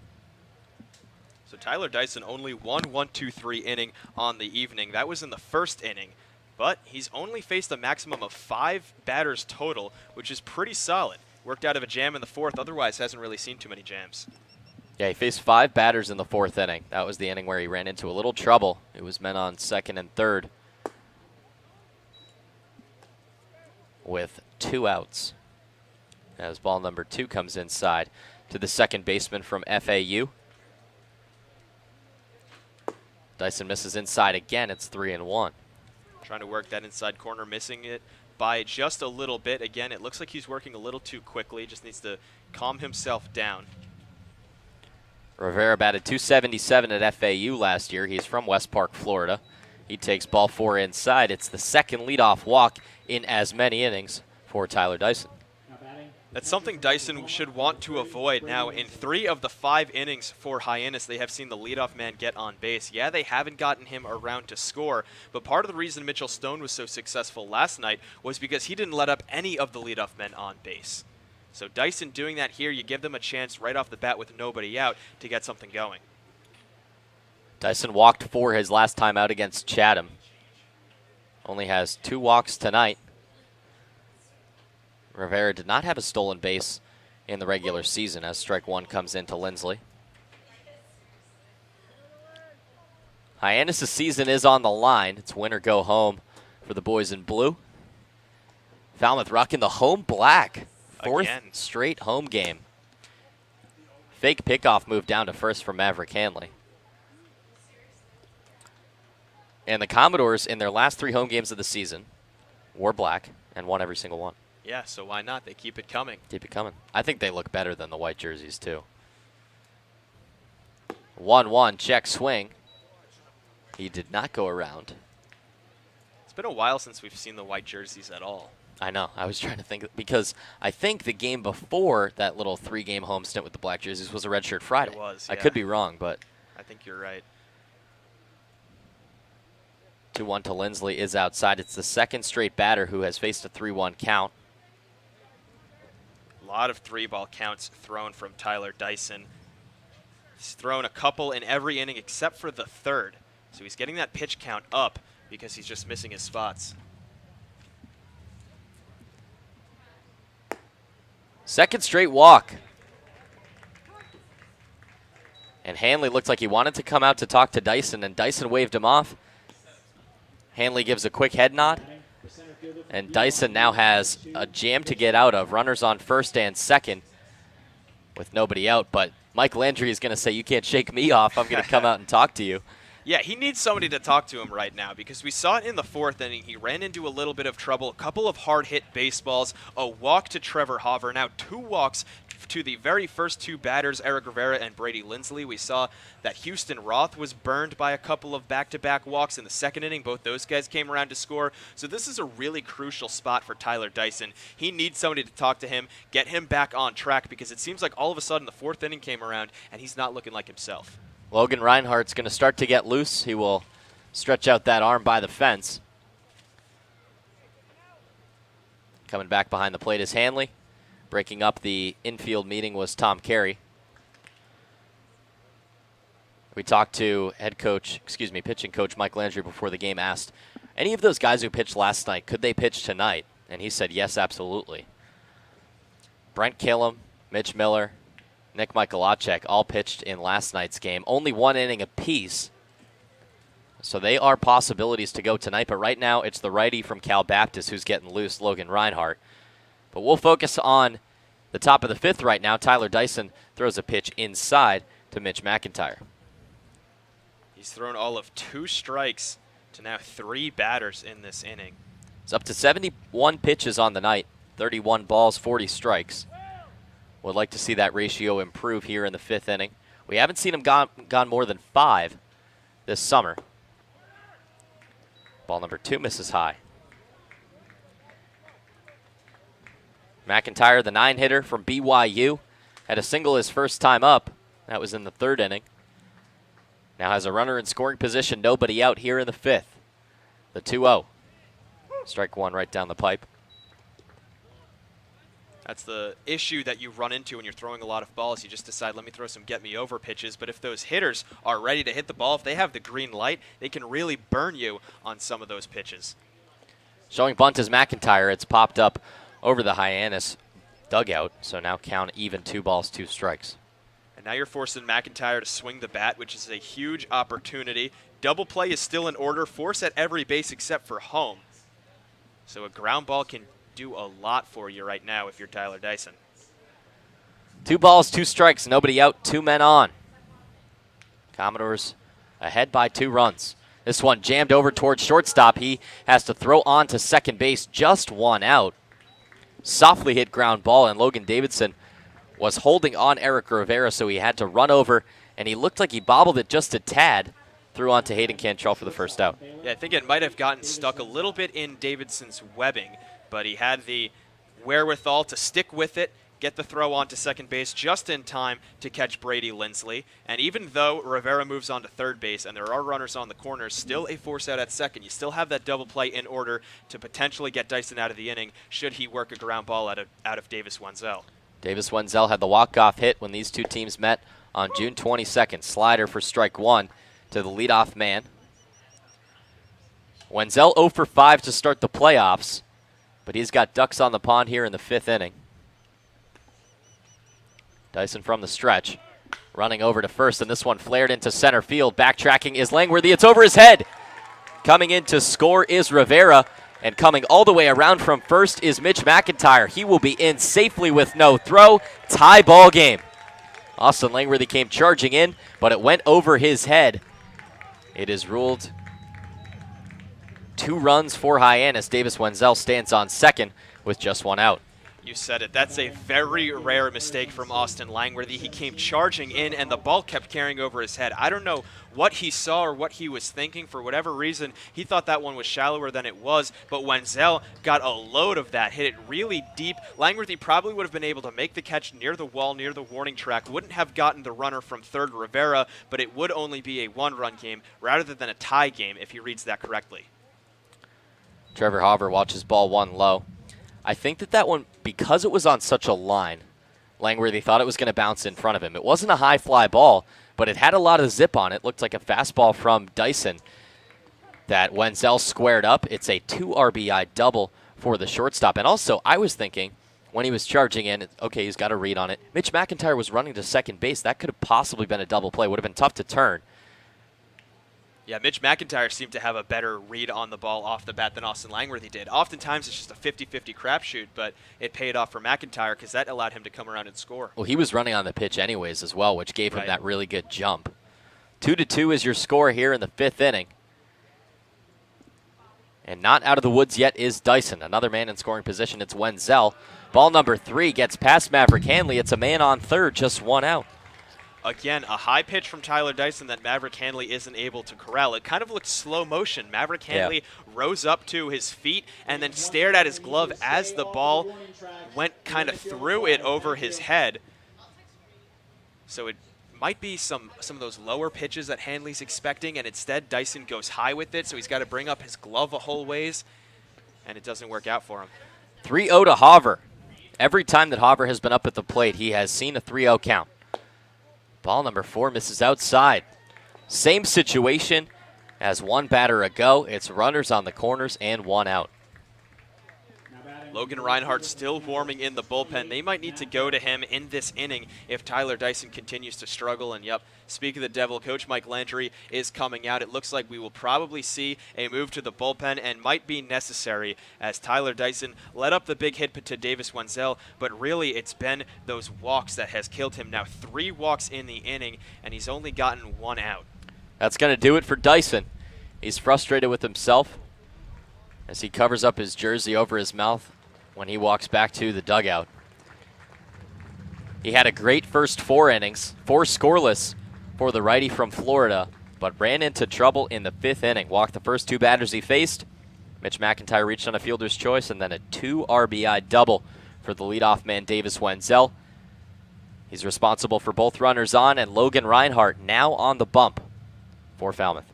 Logan Reinhardt, a guy who we've seen a ton this summer, been one of the most steady and consistent arms out of the bullpen. 11 appearances ever since he came about halfway through the season on June 26th. So a late addition who still got a ton of time. He is 1-0 on the season, a 3 ERA flat, and in his last couple of outings, he's looked very sharp. Late July, he was at his best, throwing 2 innings in 3 straight appearances and allowing only 1 hit in all 3 of those appearances.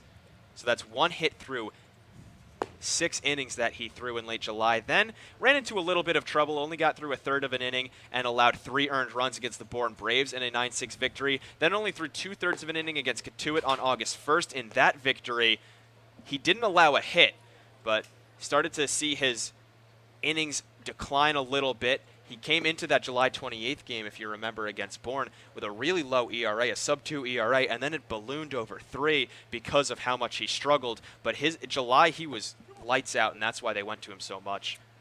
Yeah, really, I think he hit the nail on the head. Just one blemish on Logan Reinhardt's resume. It was that 3-run outing against Bourne in just a third of an inning. That actually tied up the game at 6-6. But then the 3-run walk-off home run from Davis Sims in the bottom of the 10th.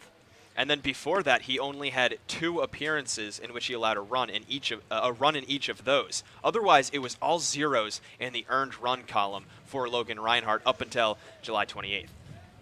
Reinhardt, the righty from Cal Baptist, came into town in late June, made his first outing and appearance against the Chatham Anglers.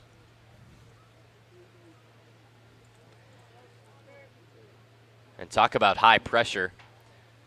The reigning Cape League MVP coming up to bat with just 1 out here in the 5th inning. Hyannis trying to take their first lead. Davis Wenzel represents the leading run. He's at 3rd.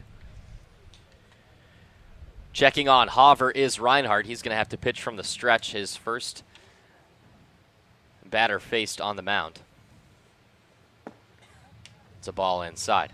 Yeah, we talk about it a lot, that being a reliever is a thankless job. You have to come into some really big situations. And this is probably the biggest all season for any pitcher for the Falmouth squad. Runners on the corners, tie game in Game 2 against the best hitter on the Cape. Strike 1 comes into Barefoot, 1 ball, 1 strike. Reinhardt, a rising junior at Cal Baptist, had a 2.57 ERA last year. 13 appearances, 4 starts, 56 strikeouts. 1-1 the count to Matt Barefoot. Righty-righty matchup. Cracked over to 3rd. Diving play from Cameron Cannon. He bobbles it onto 3rd, and it's a line out. Thought that one hit the ground, but it didn't. Line out and pick off at first base. A huge double play to end the inning. Tie ball game here, heading to the bottom of the 5th. Danny, let's talk about that play before we go to break. Yeah, beautiful stuff from Cameron Cannon. He got on his horse right at that one. Already he made it look special because of the dive, and then he wasted no time, threw it straight over to first base. Straying off the bag was Trevor Hauver. Not much you can do. I thought that was through the hole. I thought that was going to be the go-ahead run for Hyannis. I'm sure Matt Barefoot and Trevor Hauver did as well, but Cameron Cannon once again does it with the glove. This guy has a handful of web gems on the season. I don't even know which one is the best, but that one might be the most clutch. 2-2 your score. We head to the bottom of the 5th. You're going to want to keep it locked here on the Falmouth Commodores Baseball Network. We have a great game on our hands.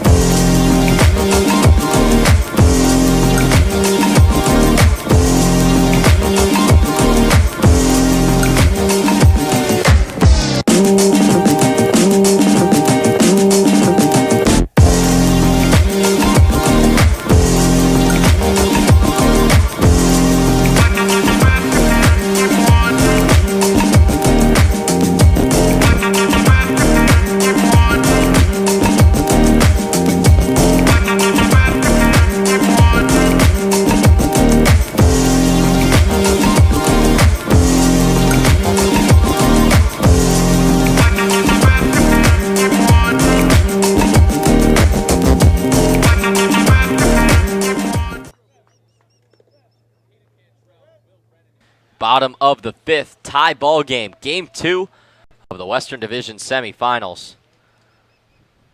Cone out for his first full inning of work. He fires strike number 1 to Hayden Cantrell. You buckled up, Danny? You ready to go? I'm thinking Tyler Dyson owes Cameron Cannon something. He owes him a steak dinner or something like that, because he saved that run, and Dyson would be on the hook for the loss if that came in. True. Ball one misses low to Hayden Cantrell. His first time up, roped a single through the hole on the right side of the infield, past the outstretched glove of Eric Rivera, scored 2 runs. Big swing and a miss at the third pitch. 1 ball, 2 strikes.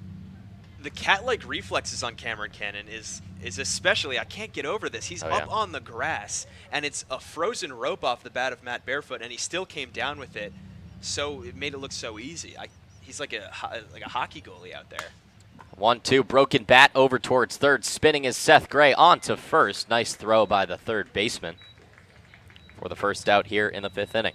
Good play by Seth Gray. He had to go over into the hole for that one, and then as his momentum is taking him towards second base, yeah, it's a little flashy thing to do for the spinorama, but it can help you set your feet. It can help you get your bearings, and it did for him right there. Ends up delivering a perfect strike over to first base in just the nick of time. Both third basemen have looked good tonight. Seth Gray made a couple plays in the first inning. Caught Will Brennan's line out. This one is going to get up the middle from Will Brennan. Speak of the devil, it's his first hit of the night. Playing way over by first base was Eric Rivera. Seemed like he was mispositioned on that one, allowed for a single up the middle. So that's a guy that we didn't mention who really needs to step up. Will Brennan, who started off his playoff 0 for 6, went 0 for 4 last night, had a couple hard-struck balls, but still didn't get on base. Finally on base for the first time, and he's a great guy to have on those base paths. He's got so much speed. He can break up double plays. He can steal bases. He's dangerous. Maverick Hanley up at the plate, watches ball number 1 outside. I did a little investigating on the leadoff batter for Falmouth before the game. Will Brennan was the main leadoff guy for the first 2.5 weeks of the season. He has only led off once since July 3rd. Really? So in the final 26 games of the year, he only led off once. He was really in the bottom of the order. But then with a couple of missing names in the lineup, he was bumped back to the leadoff spot for the playoffs. It's a second straight game starting things off for the Commodores, and he is now 1 for 3 on the night. Yeah, you're right. With Sims and Stowers gone, you need powerful guys like Austin Langworthy to be in the middle of the lineup. Matt Wallner, we saw at the leadoff spot a lot, but he got demoted when he started struggling. He still hasn't gotten back up there, so it comes down to Will Brennan. 4-pitch walk to Maverick Hanley. So a 1-out single, and then a walk puts 2 Commodores on the base paths with just 1 out. So the man who led off the most for the Commodores this year was Logan Davidson, 14 games. Will Brennan had 13, but a lot of those were, as I said, first couple weeks of the season. Hayden Cantrell led off once, and then Matt Wallner and Austin Langworthy both led off 8 times. And Langworthy led off the last 7 games of the year. Yeah. But as you said, he needed to be in that power spot with Stowers and Sims out of the lineup. When Wallner came onto the scene, I thought he was going to become the main leadoff man because right when he showed up, he was thrust into the leadoff position. Right. And then he started struggling, as I said. So Austin Langworthy was put there. Langworthy found his niche there, so they wanted to keep him there. But then, of course, Stowers and Sims not in the lineup. You need that power in the middle of the order when you got guys on base. And he's up right now with 2 guys on base. Sean Manfredo talking to Zach Cohn. And Greg Levinsky talked to Matt Wallner before the first time he led off this summer. And he said, I haven't led off in forever. I mean, I think it was like Little League maybe when he led off. Right. But he's really never led off at Southern Miss. But you see that sometimes with summer ball, right? Guys mix and match. And I'm of the opinion if a guy's hot, you want him to get the most at-bats. And Matt Wallner, when he showed up, he was red hot. Yeah. He led off that game where he had 2 home runs against Orleans. Strike number 1 comes into Austin Langworthy. How about Maverick Hanley, though? Back in the 2-hole, he's making an argument for that he should be a leadoff hitter. Just the amount of times he's walked these playoffs has a hit as well. 3 walks now on the summer for Maverick Hanley. He had 2 last night, 1 tonight. 0-1 is in there for strike number 2. To the 3-hitter, Austin Langworthy, ex-leadoff man. He has a single and a strikeout in this game. Runners in scoring position for Falmouth here in the 5th. Tie ball game. Cohn shakes off his catcher Lindsley. They agree on a pitch. Cohn settles from the stretch, takes a look back at Brennan. Kicks and delivers way outside. On deck is Cameron Cannon, who's 0 for 2. In the hole is Matt Wallner, who's 1 for 2. 2 extra base hits for the Commodores so far this playoffs. Wallner double, Davidson home run. Langworthy cracks one way towards the Falmouth bullpen, nearly took out a Falmouth Community Television camera operator. Right, yeah, that Hyannis dugout all had to duck their heads. That was a laser. Oh my goodness, that would not feel good off the shin. No. The 1-2. There's 1 out, 2 men on for Falmouth. Big hole between short and third. Ball number 2 just low. Brady Lindsley tried to frame it, but did not get the call from home plate umpire Tom Carey. Yeah, I'm not so sure about that one. The 0-1 pitch was right at that same spot. It was called a strike. Now it's called a ball. Lang got away with one. 2-2, just low, and now a full count. After getting ahead of the 3-man Austin Langworthy, 1 and 2. Count runs full. Big pitch coming up from Zach Cohn. Yeah, a couple of back-to-back instances in which we see huge opportunities. It was Matt Barefoot versus Logan Reinhardt in the top of the 5th, now bottom of the 5th with 2 men on again. Austin Langworthy versus Zach Cohn. 3-2 is fouled back into the screen. Just getting a piece of it was the center fielder from Florida, roommate of Tyler Dyson's. 2-run double from Davis Wenzel went over his head after he came in a good 2-3 steps. Tried to backtrack but couldn't get there in time. Langworthy swings his bat around. Cohn exhales, takes a couple looks back at Brennan. Delivers a ball inside. How about that? 2 straight walks worked by Falmouth Commodores hitters. Zach Cohn has loaded the bases with 1 out. Another dangerous take from Austin Langworthy. 3 of those balls taken were really close, but Langworthy has a knack for it. 20 walks on the summer, so we know that he's capable of it, and he shows it off right there. Falls behind 1-2, as you said, works at 3-2, watches some real borderline pitches, still gets the benefit. That is so crucial to have in a 3-hitter in Austin Langworthy. Langworthy was 3rd in the team in walks this summer. And how about this, Danny? They are going to the big guns. Hyannis is bringing out closer of the year, reliever of the year in the Cape League, Dylan Thomas. He usually comes in late in games, but this is a key situation, so Chad Gassman is going to his best pitcher, Dylan Thomas. Yeah, I mean, I can't argue with the move, honestly. There's no guarantee that this team is going to have the lead. As now Chad Gassman has been ejected from the game. It's our first ejection that we've seen all summer. I think he was arguing balls and strikes. He was, 100%. And he got tossed right away. Wow. First ejection we have seen in a Commodores game, home or away. We have never seen a manager ejected. We saw 2 really get into it at a game in Orleans. Kelly Nicholson from the Firebirds and Jeff Trundy from the Commodores. Chad Gassman has gotten ejected a few times. He got ejected in one of the later games of the year against Orleans when he was arguing a Davis Wenzel double down the line that was called foul. Arguing balls and strikes with Austin Langworthy. He went at it with Tom Carey. And really, let's walk through how that happened, because he went out to put Dylan Thomas in. Didn't say anything to Tom Carey at first. Then he came back, and there was a good 10 feet of separation between the two, but he was jawing at him, talking about balls and strikes. Then all of a sudden, they start to move towards each other. He's jawing at him, raising his voice. Boom. He is ejected. It was a near immediate ejection from Tom Carey just because of the vitriol that was coming out of Chad Gassman. He was just so furious at him, and no umpire is going to stand for that, as we've got the replay. Watch the replay here.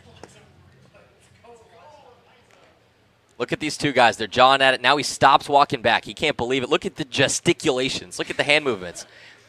He's almost off the screen. Boom! See you later. And then he really comes over and goes at it with the home plate umpire, because once you're ejected, you've got nothing to lose. So then he can just scream his head off. First base umpire Tim Carey came back to restrain the manager, Chad Gassman. Holy moly. And that's got to be a direct influence from the Austin Langworthy walk. The 4 pitches to Maverick Handley were all outside of the zone by a long shot. Austin Langworthy, though, a couple of really close pitches, as I said, when he walked, and Chad Gassman seemed to agree. He thought they were strikes. And like I said, it must have been what he said, just the amount of fury in him, because when we saw in Orleans, Kelly Nicholson was very loud with saying, you guys are making mistakes and you know it. And he didn't have that, same type of energy. Chad Gassman did, and Tom Carey had no patience for it. Now let's focus on probably what's more important, Dylan Thomas on the mound. Yeah, Dylan Thomas, I was saying I can't argue with the move because there's no guarantee you're going to have a lead. You're going to have a save opportunity for him. You need to lock down the game now in this fifth inning, middle of the game. Falmouth has an opportunity to break it wide open with the bases loaded. So why not go to the guy who has a 1.19 ERA and was reliever of the year? Cameron Cannon is up with the bases juiced. He takes strike number 1 from the righty closer from Hawaii. This guy has been a stud. 3-0, 1.19 ERA, 17 appearances, was an all-star as well. This one is cracked but way foul. 1-1 the count. 0-2 the count, excuse me. So he's had a bevy of innings that he's had to work with, 22.2, all of them out of the pen, 9 saves, which leads the Cape, 33 strikeouts to only 2 walks. Wow. So balls and strikes, not something you got to worry about with Dylan Thomas. Cameron Cannon led the team in RBIs. Swings and misses, strike 3. Big strikeout from Dylan Thomas. Now all of a sudden, Commodores have 2 outs with the bases juiced. Tough go of it for Cameron Cannon. Only sees 3 pitches, and all of them are just so solid. So Cannon comes up empty. Middle of the order. Seems to be no match for Dylan Thomas, a guy who really does not let up a lot of runs. However, Falmouth did get to him on July 24th. They lost the game, but hit 2 hits against them.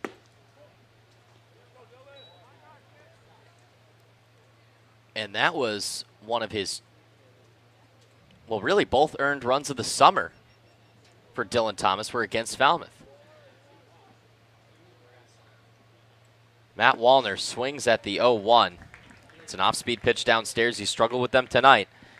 Count now even, 1 ball, 1 strike. You're right. He's got 3 earned runs on the summer, 2 of them come against the Commodores. Yeah. 1-1. Wallner watches. It's a strike on the inside part of the plate. Hyannis now without their manager. He was ejected after jawing with home plate umpire Tom Carey on the way back from putting Dylan Thomas in this game. Bottom of the 5th, still a long way to go in this one.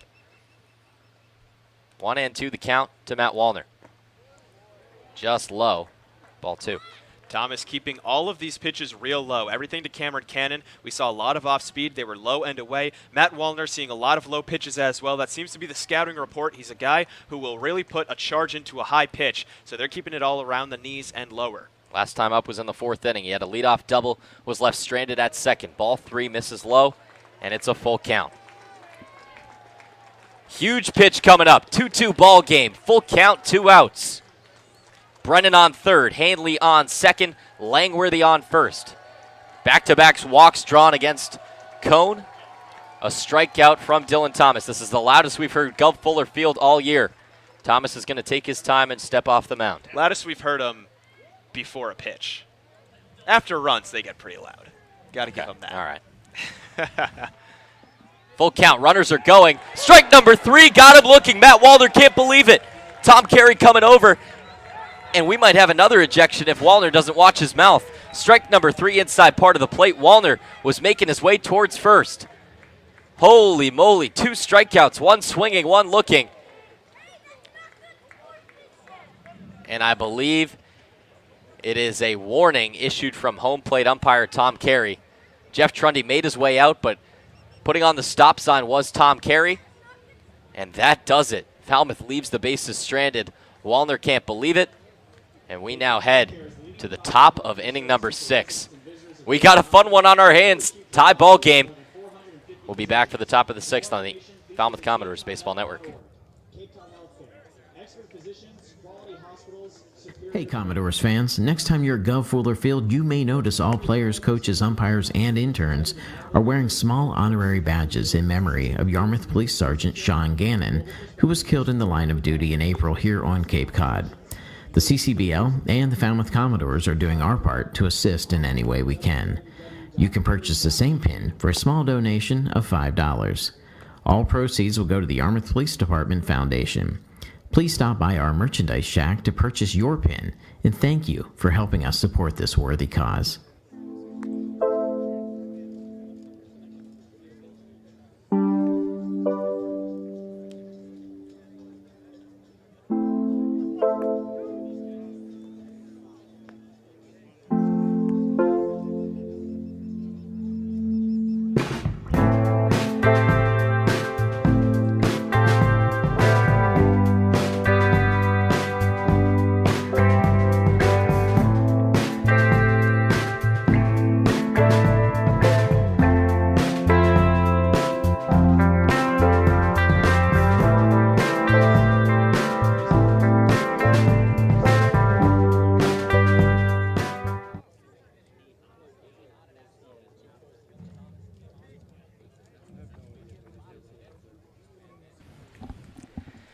Base is clear here in the top of the 6th.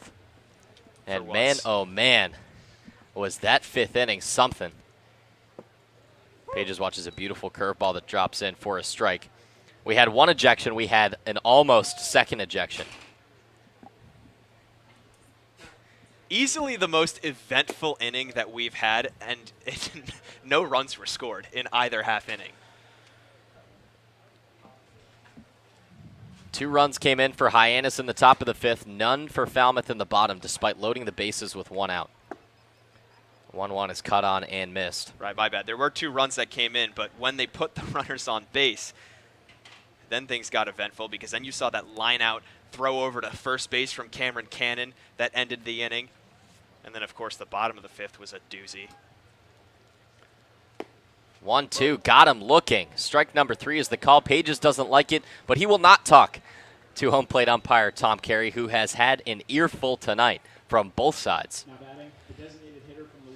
Yeah, I mean, Matt Wallner, I think, had a point. I don't know, from our vantage point, tough to tell if it was a ball or a strike, but that was the very same pitch that Austin Langworthy saw ball 4 get called on and took his base. To Matt Wallner, all of a sudden, that became a strike. So I see why Wallner was upset. The inconsistencies are there. This one chopped up the middle towards Todd Lott, but fielded by Reinhardt. Underhanded to Volpe, 2 up, 2 down. Reinhardt is looking good.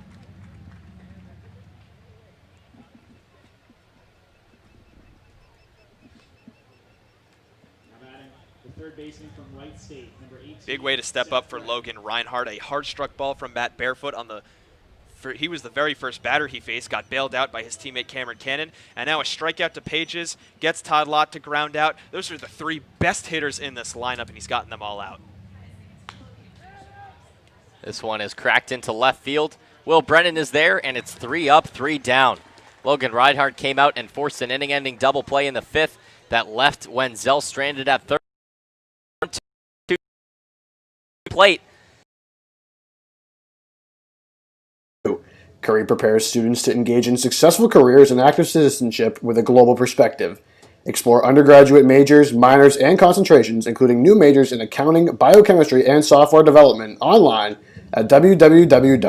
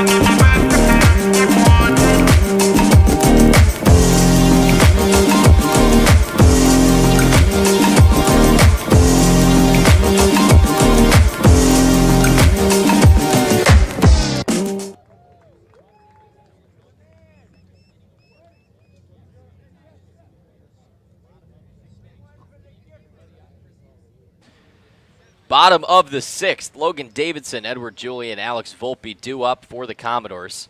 Davidson and Julian have scored the only runs of the night for Falmouth. Strike number 1 on the outside part of the plate.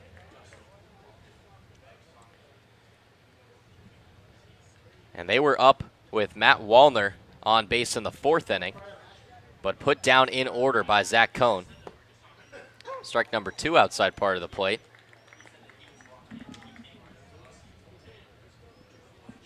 Looking at the replays on that Matt Wallner pitch, I think it's a ball. Yeah. Both sides have had their grievances tonight. Ball 1 misses way outside. Chad Gassman thought that Austin Langworthy should have been punched out looking. Instead, he was walked to load the bases. But then 2 strikeouts by Dylan Thomas. 1 swinging to Cannon, 1 looking to Wallner on a full count. The 1-2 is chopped over to second base, fielded by Rivera on to first for out number 1. Shout out to our photographer Haley Blitch and our videographer Carly Mathias, bringing us these replays, these different angles that we see on the Matt Wallner pitch, because then we've been able to analyze it and really see if he had a grievance. Looks like he did. One of those pitches that's probably too close to take, but it looks like he did have a grievance. But they really came in clutch with a couple of those good angles. Also, shout out to our producer Liza Laycock. I think that replay from Chad Gassman was our best all year. It was a fun one. 1 out to Edward Julian. He watches a pitch low. Danny, let's talk about Dylan Thomas. Usually comes out late in games, save situations. Now looking to go middle relief. Why not? Have him go as many innings as he looks solid and as long as he doesn't get too tired. As he delivers another strike, he has been lights out, been absolutely perfect through 3 batters, has 2 strikeouts as well. And, I mean, we saw Jack Little do it late in his season at Stanford, a guy who was used as a closer, ended up throwing something like 50-some-odd pitches in a really close game. This one is over towards Rivera. He backhands it on to first. High throw, stretched by Pages. Second 4-3 put out of the bottom of the 6th. It's been 4 up, 4 down by Dylan Thomas. The longest he's ever gone was 2 2/3 against Wareham. Did not allow an earned run, allowed only 2 hits, and struck out 3.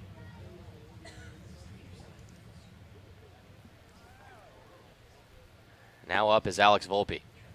He watches ball 1 in the dirt. How about this? Another great game between the Hyannis Harbor Hawks and the Falmouth Commodores. Couldn't have asked for a better series. Yeah. Falmouth won the season series 4-2. Strike number 1 comes into Volpe. And out of those 6 games, 4 were decided by 2 runs or less. Falmouth won 7-2 and won 10-4. Those are the only games decided by 5+ runs. Swing and a miss for strike 2. But a walk-off for either side, 1 for Hyannis on June 22nd, 1 for Falmouth on July 12th. And then a couple 2-run games as well, 5-3 for Falmouth, as well as 9-7 for Hyannis. 1-2, tried to get him swinging, but Volpe didn't bite. 2 balls, 2 strikes. And then last night was a 2-1 game in favor of the Commodores, so we saw yet another game, the 7th time these teams faced off, and it was a 1-run game. Right now, we're looking at a tie ball game. 2-2, swung on and missed. Same spot, and Volpe chases this time. Now his 2nd straight game with 3 strikeouts for Alex Volpe, not the way he wanted to start his postseason. But nonetheless, we head to the top of the 7th. Tie ball game here in Game 2 of the Western Division semifinals. You're listening to the Falmouth Commodores Baseball Network. Wrap-up sales in the bottom of the 7th inning. Don't miss out. We gave out over $10,000 in cash last year. You can't win if you don't play. There's a complete list of prizes and donors listed at the intern tab. Fans, don't forget about our tire toss and bag toss competitions. Plenty of great prizes are available. The Cape Cod Baseball League is sponsored by Dietz & Watson Premium Meats and Cheeses. Their all-beef franks are the ultimate summer hot dog. They're smoked the old-fashioned way with just a touch of garlic and paprika. Pick up a pack at your local deli today. Dietz & Watson, it's a family thing.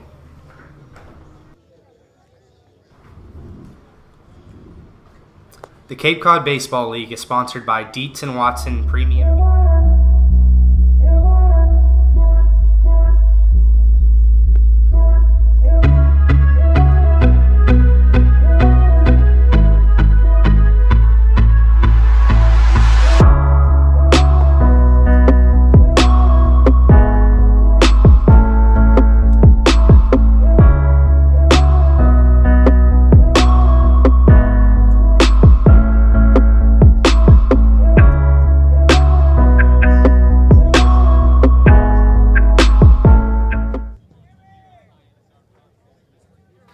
Top 7, final third of this game, but it might go longer.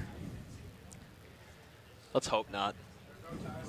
That would send my heart into a frenzy. This is already such a crazy game. Hitters 7, 8, and 9 due up here in the 7th inning. Second full inning for Logan Reinhardt. He fires a strike. And let's talk about Logan Reinhardt. He's now pitched an inning and 2/3 and faced only 4 batters. He is looking as good as ever. Yeah, this guy has been just as good as Dylan Thomas. So Logan Reinhardt doesn't really get the recognition that maybe he deserves on the Cape. Dylan Thomas gets all these accolades, and Reinhardt is tit for tat with Dylan Thomas right now. The 0-2 to Rivera. Chopped over towards second base. It's a high hop. Back on the edge of the infield is Hayden Cantrell. He fields it no problem. Good play by Hayden Cantrell. He's a guy who doesn't always seem sure of the baseball when it's coming to him, but right there took a step in, then realized it was coming in hotter, so he took a couple steps back, had plenty of time with Rivera running, and made an easy play. So, Danny, we have a lot of viewers right now. Anything you want to say to them? I think this is the most we've had all season. We got like almost 150. Thanks for tuning in. Thanks for tuning in. Follow us on social media as well. Reinhardt fires a ball low to Brady Lindsley. We're on every social media, Yep. Facebook, Instagram. Instagram's huge. Instagram at Falcommodores, trying to hit 1,000 followers. This one chopped over towards Logan Davidson. It's a slow roller. He will field it onto first. Nice throw by the shortstop. 2 up, 2 down in the 7th. This is great for Logan Reinhardt. A strikeout, fly out. Everything else has been ground outs. Easy ground outs as well, making it easy on his fielders. So Reinhardt, not a lot of loud outs, not getting deep into counts either, doing everything right. How about this stat? Logan Reinhardt has now pitched 2 1/3 innings, 14 pitches. Not bad. Not bad at all. Ball number 1 comes low to Mitch McIntyre. Only the 4th ball that Reinhardt has thrown. How did we get here? Falmouth scored 2 in the bottom of the 2nd inning after Houston Roth walked 2 guys who came around to score. Those were Logan Davidson and Eddie Julian. He was pulled after just an inning and a third. Tyler Dyson gave up 2 runs in the 5th thanks to a Davis Wenzel double that was over center fielder Austin Langworthy's head.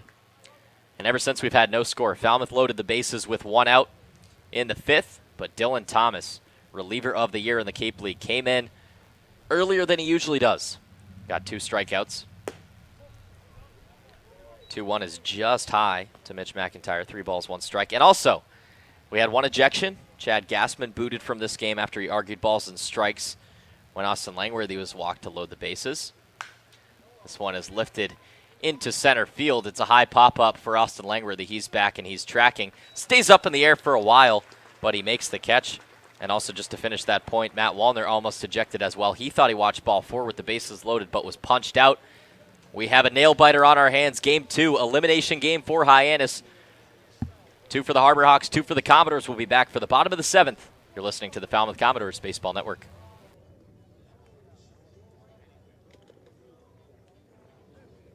The Beach House Grill at Chatham Bars Inn Resort and Spa is the perfect spot for a seaside lunch or evening clam bake. A proud member of leading hotels of the world.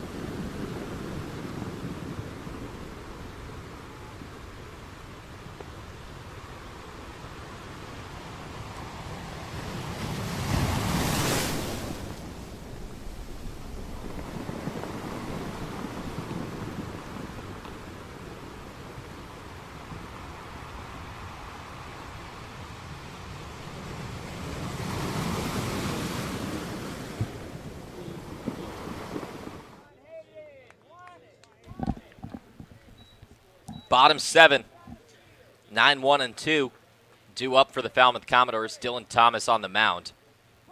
He's pitched an inning and 2/3 and faced the minimum. 3 strikeouts already for the righty from Hawaii. Fires strike number 1 to Hayden Cantrell. Finished the summer with a 1.19 ERA and 9 saves.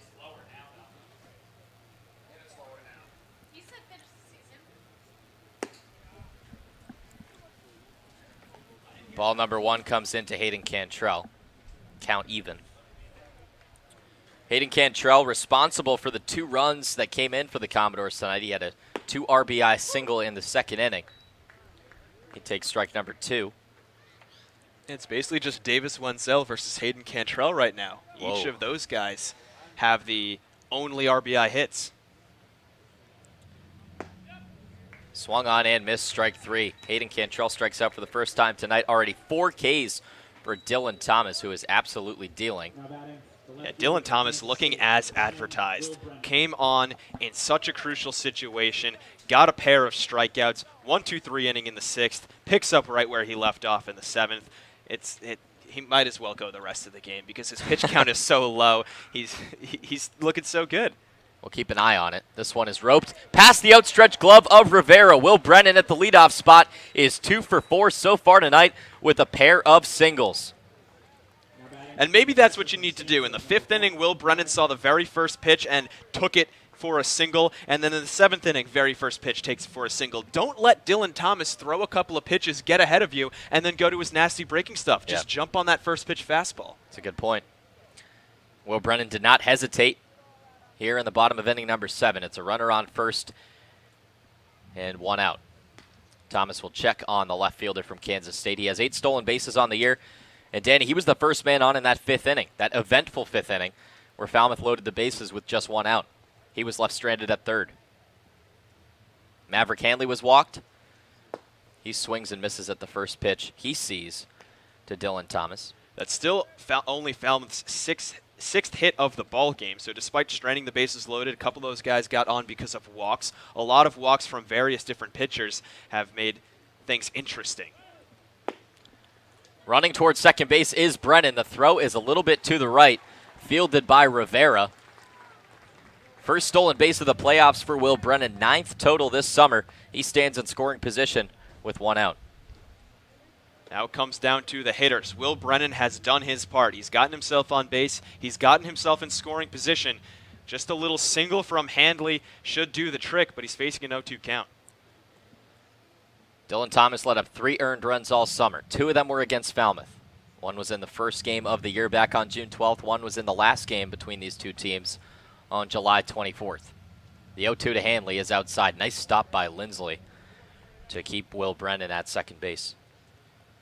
Part of the issue with why Dylan Thomas is such a tough nut to crack is because he gets so many strikeouts. So even if Will Brennan, is in scoring position, he may not even advance to third base, and you may not even be able to get a sacrifice fly or something like that because it's tough to advance him at all. Swinging at the pitch way outside was Maverick Hanley. He goes down by way of the K. 5th strikeout now for Dylan Thomas. And just for a little perspective, Falmouth has struck out 11 times tonight, almost half of them coming from Dylan Thomas. He has 5 Ks on the night. Houston Roth, Brandon Lamanna, and Zach Cohn had 2 apiece. Dylan Thomas, 5 strikeouts through 8 batters faced. Intentional walk on the way to Austin Langworthy. He had a single in the first inning, strikeout in the 3rd, walk in the 5th, and he will be walked to put the force out back in play here in the 7th for Cameron Cannon. Going for that righty-righty matchup are the Harbor Hawks, opting not to go against the lefty Langworthy and instead face the righty Cannon. Danny, the last time Hyannis intentionally walked against Falmouth. Oh, excuse me, that was Bourne. Mixed those up. But Bourne intentionally walked Kyle Stowers with a man on second in the 10th inning of that game towards the end of the season. And Davis Sims made him pay. Exactly. He came up with a vengeance, too. He absolutely obliterated that baseball. So Cameron Cannon, I would not be surprised if he steps into the box with a chip on his shoulder. He says, hey, you walk the guy in front of me because you think I'm easier? Boy, do I got a surprise for you. We'll see if he does. 2 outs, 2 men on. Cannon 0 for 3 tonight. He was hitless last night as well. but did have the game-winning RBI with the sac fly. He watches ball 1, high and inside.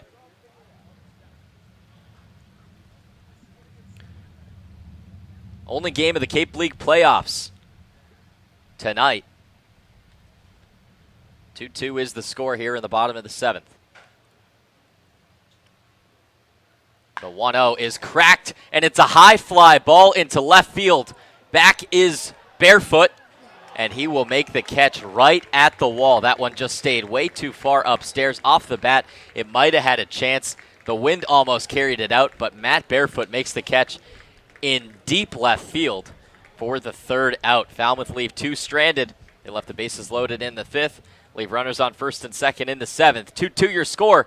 We'll be back for the top of the 8th on the Falmouth Commodores Baseball Network.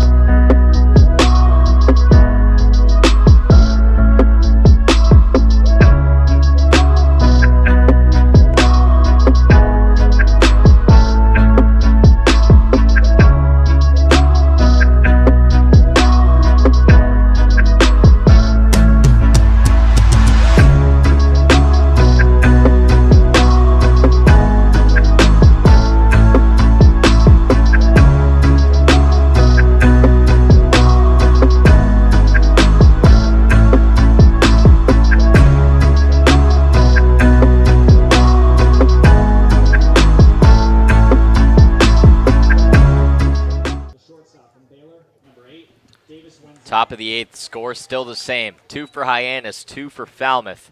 Logan Reinhardt still on the bump. He came in back in the 5th inning with runners on the corners and just 1 out. As strike number 1 comes in to Davis Wenzel, and he came in to face Matt Barefoot, but forced the double play to end the inning. It was a line out to Cameron Cannon, and then picked off at first was Trevor Hover. As ball number 1 comes in to Wenzel, count even, a ball and a strike. Wenzel's last time up, he drove in the 2 Hyannis runs of this game with a double to deep center field. 2-1 now the count. Davis Wenzel has just 4 hits versus Hyannis this summer, but 3 of them have been huge. Ball number 3 misses low. He had the walk-off double back on June 22nd, had a solo shot in a 7-2 loss, and then the game-tying double here in Game 2 of the Western Division semifinals. Strike number 2 outside part of the plate, count is full. Logan Reinhardt getting that strike call just barely on the outer black to load up the count. This is back-to-back 3-ball counts that he has now thrown. Wants to avoid that. This one cracked over towards short. Logan Davidson fields it. Takes a step, a high throw, and a nice stretch by Alex Volpe. And now the 8th straight Harbor Hawk retired by Logan Reinhardt. That maybe is something that is a little undersold about Alex Volpe, that he is a really good fielder. Last night he made some really solid plays over at first base, and these stretches, these haven't been the best throws from Logan Davidson. We've seen a lot of high throws that Volpe has made look really, really easy. Trevor Hover up with nobody on and 1 out. Ball number 1 outside. Trevor Hover has worked some deep counts in this game. Every time he's been up, he has seen 3 balls. As he watches ball number 2 outside. And he walked twice.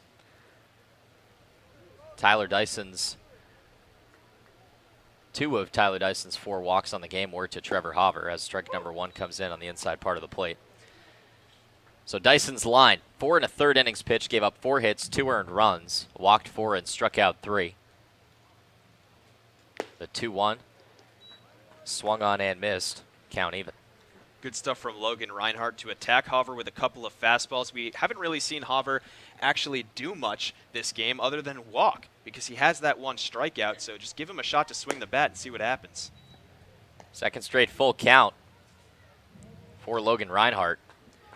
Hauber was doubled up to end that 5th inning. Line out by Matt Barefoot, then the throw back to first base. Foul tipped into the mitt, strike 3. Second strikeout for Logan Reinhardt, and he is on fire as he has worked 2 1-2-3 innings trying to work his 3rd in a row.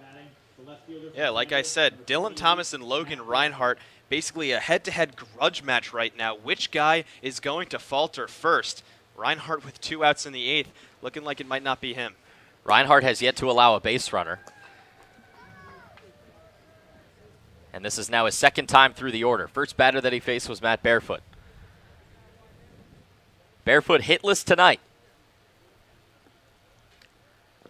The 0-1 is low. He flew out in foul territory to first base, reached on a fielder's choice, and then lined into a double play. We'll see what he has in store for his 4th at-bat. The 1-1. Just on top of it, and it's fouled back. He was really the only guy who was able to hit Logan Reinhardt hard. The very first batter Reinhardt faced, and he lasered one to Cameron Cannon. He made the diving play to end the inning. But after that, Reinhardt was running roughshod through this lineup. The 1-2 swung on and missed, strike 3. Wow. Logan Reinhardt wheeling and dealing. 3 straight 1-2-3 innings. He's retired 10 Harbor Hawks in a row, and he keeps this game knotted up at 2s. We'll be back for the bottom of the 8th. You'll want to keep it locked here on the Falmouth Commodores Baseball Network. Red Shirt Friday is a national program created to acknowledge, honor, and support our troops who put themselves in harm's way to defend our freedom. In support of this program, the Cape Cod Baseball League teams will be wearing a specially designed red jersey every Friday. Help support our troops and join us by wearing red each Friday here at Gov Fuller Field. You can pick up your own specially designed Falmouth Commodores red shirt in the merchandise shack, and while there, add a ribbon to our honor wall in support of someone who has served.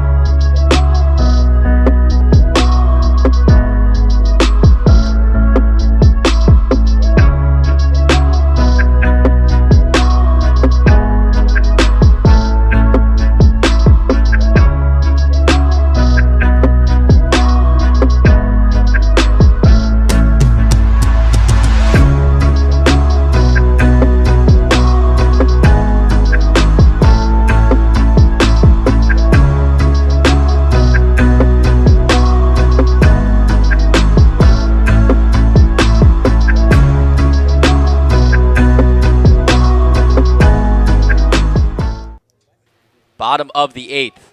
Wallner, Davidson, Julian due up. Thomas still on the mound. 2-2 ball game in Game 2 of the Western Division semifinals. Strike 1 comes into Wallner, and his last time at the plate was eventful. Yeah, he vented a little bit to Tom Carey. Was not pleased with the strikeout pitch called against him. This one is chopped up the middle. Rivera again shaded way over towards first base. Has no chance to make that play. And it's a leadoff single here in the bottom of the 8th for Matt Wallner. Hey, like they say, don't get mad, get even. Matt Wallner takes out his angers on the baseball and is successful for his team in getting on base. The first leadoff hitter to get on base against Dylan Thomas. We'll see if the Commodores can do anything with it. Logan Davidson walked way back in the 2nd inning and came all the way around to score on the Hayden Cantrell single. Edward Julian wasn't far behind him. Those are the 2 runs in this game for Falmouth. He had a home run last night. So a walk, a fly out, and a ground out for the shortstop from Clemson. Batting as a lefty for the 4th time tonight, he can switch hit. But 4 righties on the mound means 4 at-bats as a lefty for Davidson. Number 16 in black versus number 27 in blue. First pitch is a strike. Beautiful pitch from Dylan Thomas. His breaking stuff has looked so awesome this game, getting a lot of swinging strikeouts on it. And then his fastball painting the corner to Davidson. Not much he can do with that, if anything. Setting up outside is Lindsley, but missing inside is Thomas. 1 ball, 1 strike. Might be the time for a little bit of small ball. You've got Logan Davidson at the plate. He's a really good hitter, but you might want to throw down a bunt, get Wallner into scoring position for guys like Julian and Volpe, who are the guys you can rely on to get those extra base hits. The 1-1 to Davidson is cracked into right field.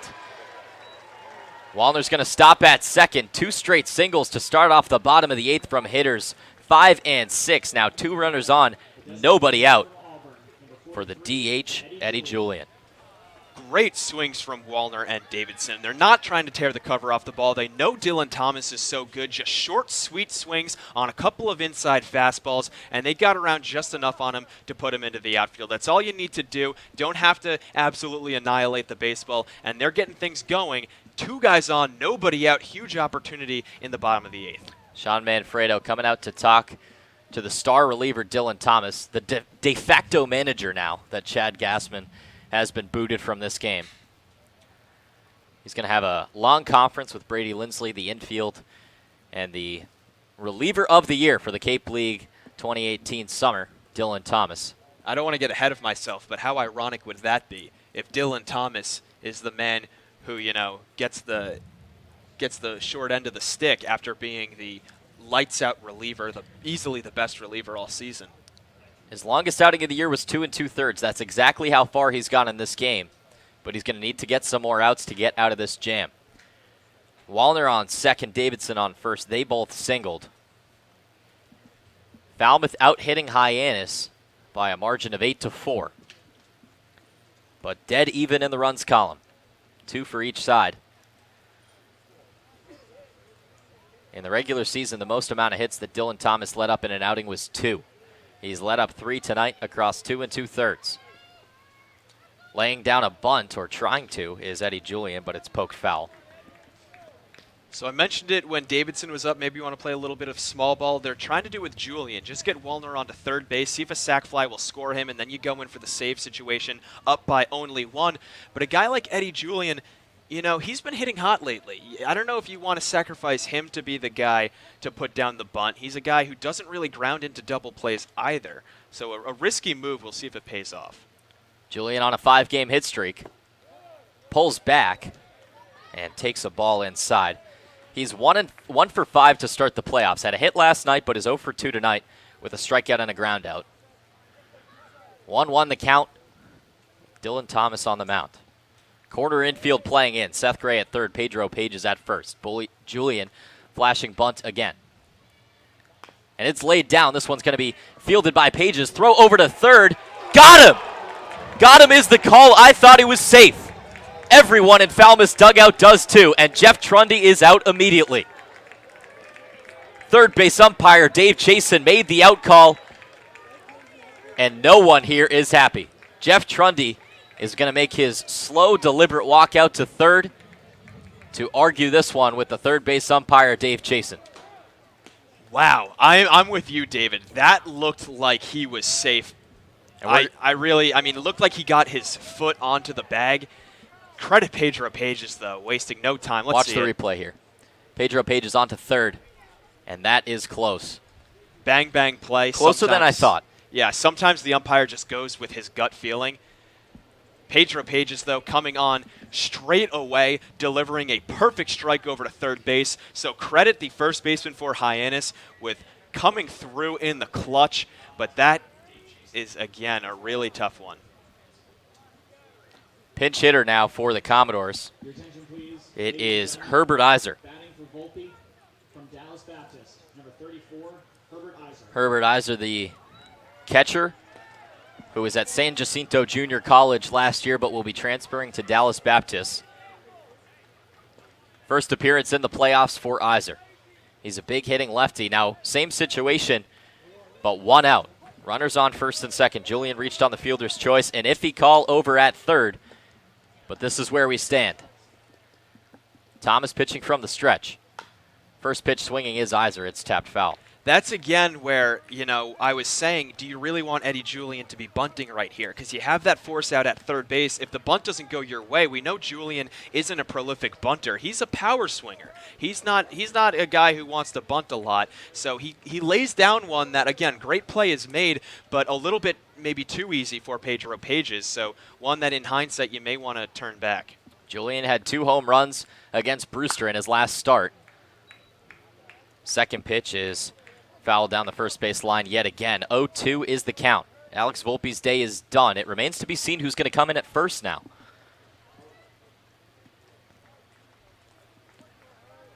The count to Herbert Iser.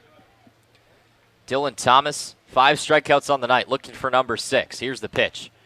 Just outside, ball 1.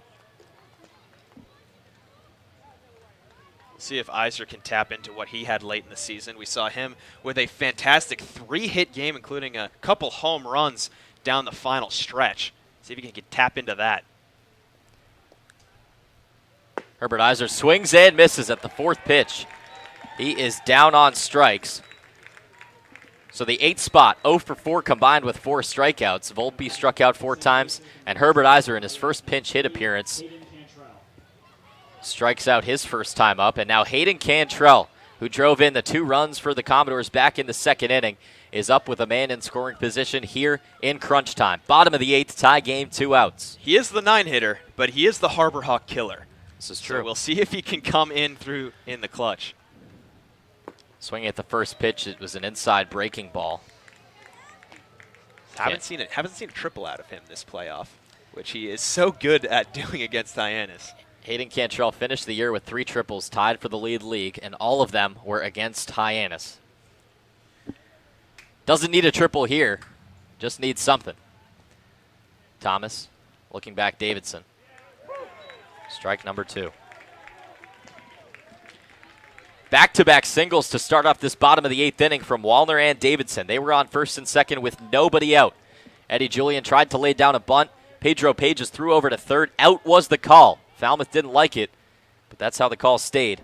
Herbert Iser struck out. Now 0-2 to Hayden Cantrell.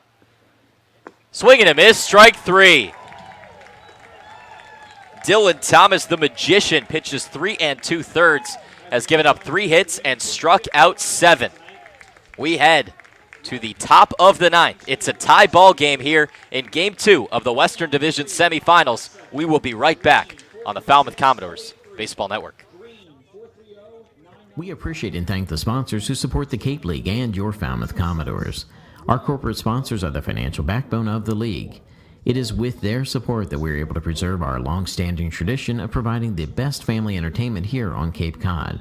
On behalf of the Falmouth Commodores, league officers, and the entire Cape League family, we would like to thank our 2018 corporate sponsors: Franklin Sports, Advanced Embroidery, Cape Destinations, Robert B. Auer, Sullivan Tire, Diamond Sports, Vacation Inn Cape Cod, Cape Cod Veterinary Specialists, Cape Cod Times, Fairway Financial, Kinlan Grover Real Estate, Cape Cod Chamber of Commerce, Highline Cruises, Sports Picks, On Deck Sports, Barnstable Bat, Hyannis Area Chamber of Commerce, HP Hood, Sunderland Printing, Axis Bats, Dietz & Watson, and of course, thank you to Major League Baseball for over 50 years of support.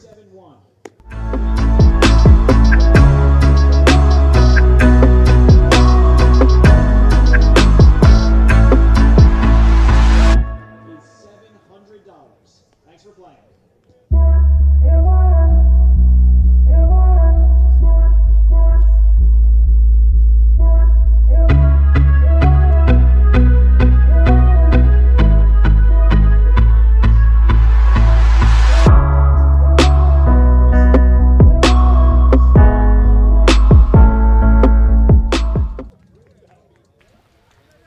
Top of the 9th, Logan Reinhardt out back on the mound.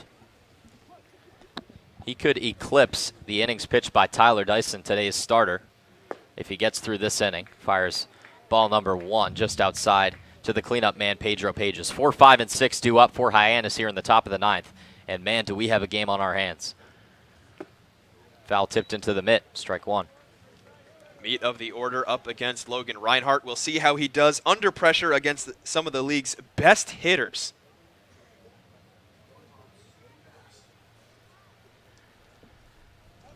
The 1-1 to the cleanup man. Just inside, ball 2.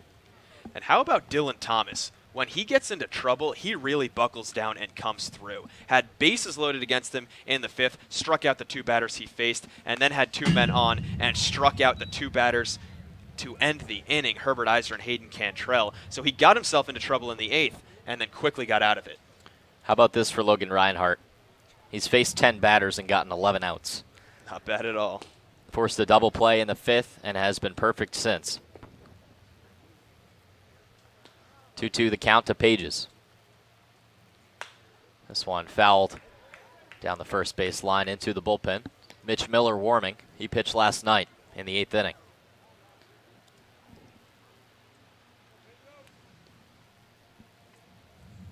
Herbert Iser, who came in to pinch hit for Alex Volpe, is playing first. It's the first time we've seen him at first base tonight. This one cracked down the third baseline foul. Yeah, I was expecting Matt Trehub to come in, actually, and play first base. We know that he is a catcher/first baseman. Instead, they stick with Iser. Maybe assuming that they might get back around in extra innings to that bottom of the order and would rather have Herbert Iser take another swing. 2-2 off-speed check swing. Logan Davidson charging in on it. It takes a high hop off the lip of the grass onto first for out number 1. Again, Logan Davidson making things look easy. A long run, a high hop, too, off the lip of that grass. We've seen that give a lot of middle infielder struggles throughout the season. But Logan Davidson has been so fine at shortstop all summer and does it again here tonight. Plenty of putouts for him that have all been clean. Todd Lott 0 for 3 tonight. He grounded into a double play. Swings at the first pitch. Looked like off speed. Fouled back into the screen. 0-1.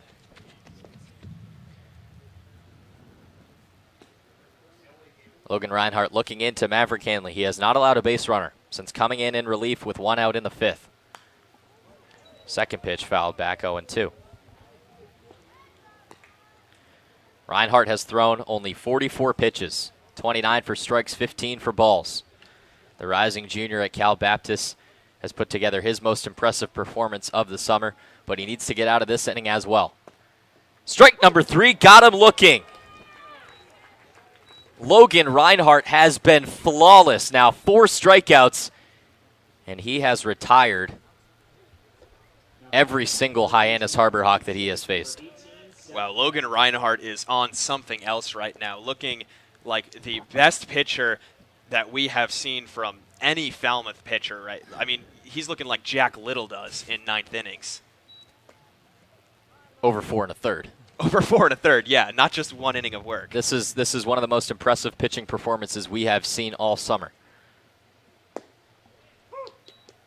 The 1-0 is in there for a strike to Seth Gray, the lefty third baseman. Throws righty, swings lefty. Watches the 1-1 inside. 2 balls and a strike. And that third strike call against Todd Lott looked a little bit low to me. I thought it might have been ball 1. Todd Lott didn't like it either. But Logan Reinhardt knows that Tom Carey has been calling the low strike, so why not exploit it? The 2-1. Swung on and chopped over towards Hayden Cantrell. On to first, and 4 1-2-3 innings worked by Logan Reinhardt. He pitches a perfect 4 2/3. Allows no hits, allows no runs, walks none, and strikes out 5. Tie game heading to the bottom of the 9th. It's go time for the Commodores. We'll be right back on the Falmouth Commodores Baseball Network.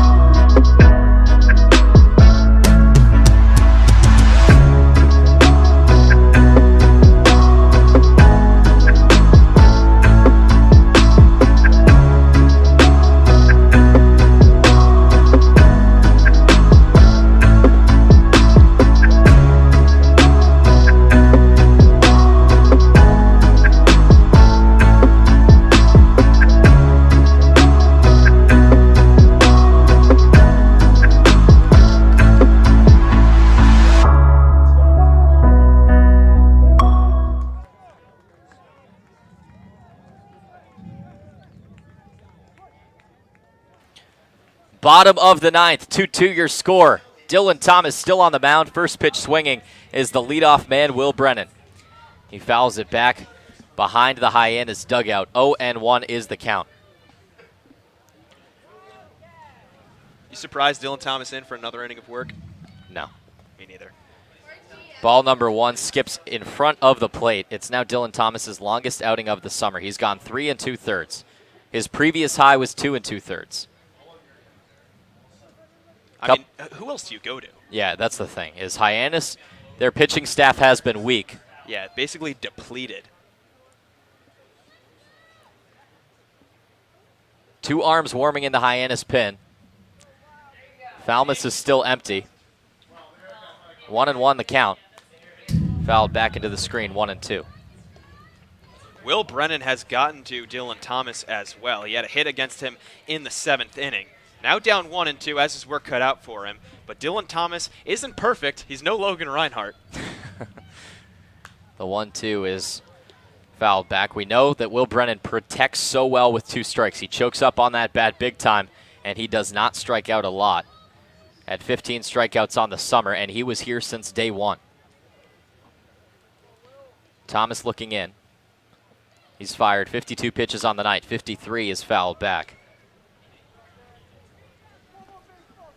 Will Brennan 2 for 4 on the night. He has a quarter of the Commodores' hits. 1 in the 5th, 1 in the 7th. He's also lined out and flied out. Was 0 for 4 last night, but has been very solid at the leadoff spot tonight. Here's the 1-2. It's inside. And Hyannis with their season on the line. One of those pitchers up in the pen is Kyle Kemp, who has been another standout reliever for the Harbor Hawks. 2.76 ERA. Not like Dylan Thomas, but still, they're pulling out all the big guns. 2-2 is swung on and missed. It was off speed and it was upstairs. Will Brennan went chasing. And it is the 8th strikeout of the night for Dylan Thomas. He has looked incredible. Yeah, came on in the 5th inning with only 1 out, struck out the next 2 batters, and now he has struck out the last 3 batters he faced. 2 runners on in the 8th, and he got out of that jam with a pair of strikeouts, and then starts off the 9th just the same way. Ball 1 low and outside to Maverick Hanley. He has a walk-off this summer. Falmouth has 3. 1 against Katuitt, 1 against Hyannis, 1 against Bourne. Maverick Hanley had the walk-off double back on July 12th against the Harbor Hawks. It was off of Brett Scholes. He now has a 2-0 count to reliever of the year, Dylan Thomas. On deck is Austin Langworthy. In the hole is Cameron Cannon. 2 runs on 4 hits, 1 error for Hyannis. 2 runs on 8 hits for Falmouth. Ball number 3 upstairs. Maverick Hanley worked 2 walks last night, trying to work his 2nd here tonight. Yeah, Maverick Hanley has been seeing the ball really well this playoff. All you need is a base runner in the 9th when it's a tie game. The 3-0 is a strike. Maverick Hanley has a hit. Austin Langworthy has a hit as well. Cameron Cannon, who's in the hole, is 0 for 4. The 3-1 from Thomas. Swung on even though it was in the dirt, 3-2. Hanley knows that would have been ball 4, but now a full count. Oh, man, not much you could do if you're Maverick Hanley right there. That is a beautiful slider just below the knees. Beautiful break into the dirt. Had him fanning. Full count. Fouled back. Talk about a nail-biter. This would be a nail-biter in the first week of the season. Never mind Game 2 of the Western Division semifinals. It's a win or go home for Hyannis. That's why they pulled out their all-star closer, Dylan Thomas, in the 5th inning. He's gone now 4 innings, given up 3 hits, has walked no one, and has struck out 8. Only had 2 walks in the regular season.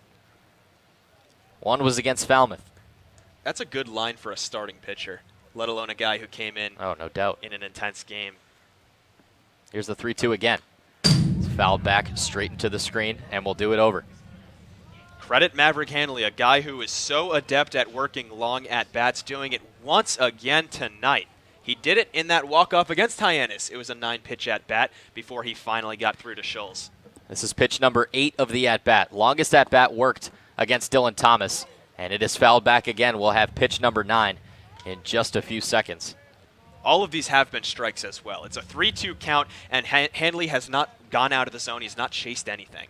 Except for that one in the dirt on the 3-1. Well, that was on a 3-1, yeah. But once with 2 strikes, for right, sure. once it came down to 3-2, Dylan Thomas has been offering his best stuff, and Maverick Handley has been doing everything he can to fight him off. Home plate umpire Tom Carey coming over to the Falmouth ball boy. Needs to restock his pockets with the amount of foul balls that there have been in this at-bat. 3-2, 2 outs. 3-2, 1 out. 2-2 your score here in Falmouth. Falmouth trying to punch their ticket to the Western Division Final against the Wareham Gatemen. Ball 4 inside.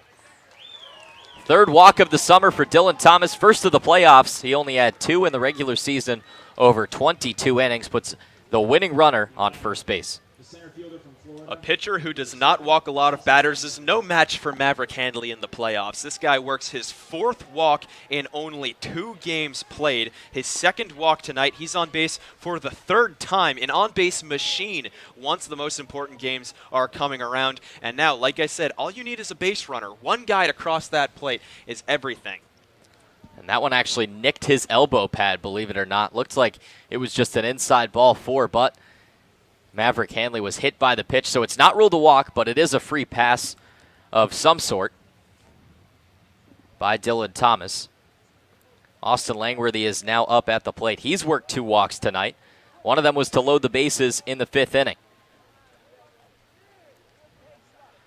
He had a single way back in the 1st.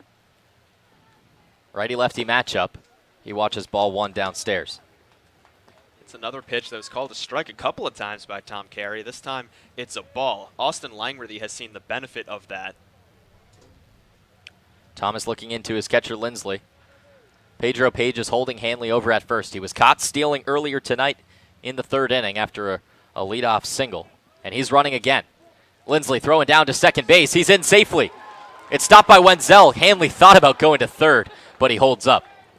Wow, I had my hands up because I was shocked. You were shielding your eyes. I was shocked Handley even tried to steal a base. Because as you said, already been caught stealing. You're in the 9th inning. Yeah, it's a huge risk and you can put a guy in scoring position, but if he's out, that totally is deflating. But Handley gets away with it. Lindsley with another poor throw. And I'm thinking if Maverick booked it to 3rd right off the bat, if he didn't wait and try to see if Wenzel was going to get there, I think he might have been safe at 3rd. That ball traveled a long way away from Davis Wenzel. We're going to see the 2nd intentional walk tonight by Hyannis.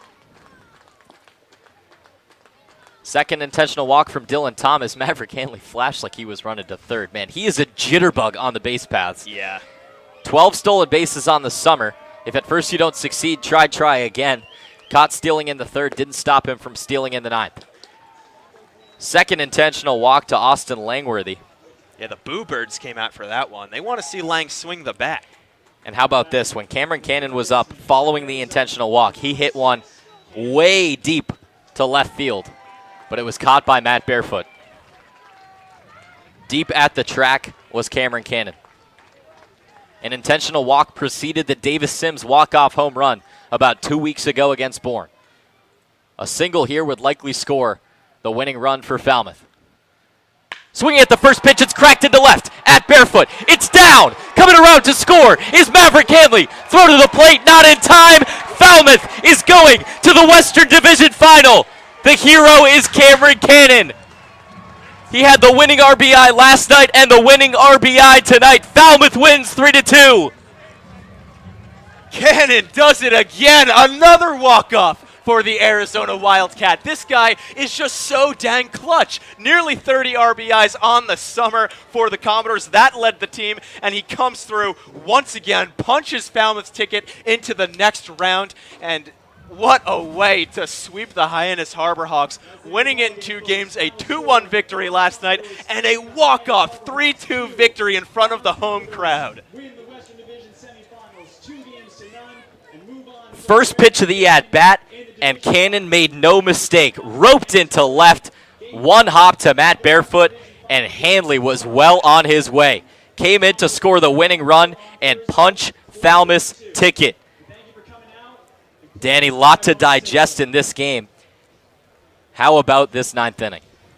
Wow, just wow. I mean, Maverick Handley getting on base with that 9-pitch at bat. He was the first guy to get on base with 1 out. And the fact that he was able to survive all those amazing pitches from Dylan Thomas just to get to first is something else. And then he steals a base. Maverick Hanley may be the unsung hero. Cameron Cannon, going to get all the glory, but Hanley steals second, nearly breaks for third, was doing everything he could, being that jitterbug, as you said, at the Energizer Bunny on the base paths, and then, of course, he comes around to score. That base hit, though, from Cameron Cannon into left field, Matt Barefoot may have been able to make the catch on a fly. Hindsight's always 20/20. We'll take a look at the replay here. It was the first pitch of the at-bat to Cameron Cannon. Austin Langworthy had been intentionally walked. He was over at first when this pitch came into the plate. Thomas came to the stretch, and take a look. Fastball down the pipe, roped into left field.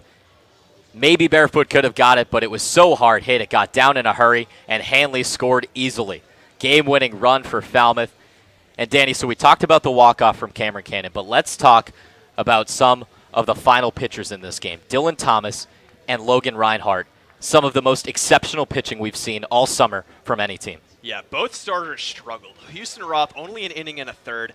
Tyler Dyson couldn't get out of the 5th inning because he started walking a lot of guys, so they struggled a ton, and then it became a pitcher's duel in the second half of the game. Dylan Thomas and Logan Reinhardt going tit for tat, matching each other up every single inning. Logan Reinhardt, though, comes out on top, gets the victory, and he deserved it. He went up head-to-head against the very best pitcher the Cape League had to offer, and he showed that he was better tonight. Dylan Thomas got the loss. Dylan Thomas allowed more hits. He allowed more base runners. Logan Reinhardt didn't allow any. Logan Reinhardt pitched 4 2/3. That was more than the starter Tyler Dyson. 4 2/3, that means 14 outs. He only faced 13 batters. Worked a double play with runners on first and third in the 5th inning, and then worked 4 perfect 1, 2, 3 innings. Didn't walk any batters, didn't allow any hits. Dylan Thomas, reliever of the year for Hyannis, gets his first loss of the summer, and it sends Hyannis packing. He pitched 4 innings, gave up 4 hits, 1 earned run. Maverick Hanley came across the plate to score that one. He walked none, walked 2 intentionally to Austin Langworthy, and struck out 8. What a duel. What a game. And Falmouth now has Wareham on the docket. Yeah, one team had to come out on top, and I think, by all rights, it's the better team. Falmouth was playing better baseball in the month of July and down the stretch than Hyannis was, and Hyannis coming out not scoring a lot of runs either. They don't have the best pitching, and they could only muster out 3 runs through 2 games against the Commodores. Yeah, Falmouth didn't hit very well either, but they did just enough. And then they hit against Dylan Thomas, the best pitcher that the Cape has to offer, and they did it against him. So they proved that they were the better team. They hit when they needed to, and of course Cameron Cannon being the hero, he always hits when this team needs him to. So he, rightfully so, gets the walk-off win, gets the walk-off hit. But how about that? How about that irony? Dylan Thomas, the best pitcher on the Cape, wins the reliever of the year, and he is the one who gets the loss. Yeah.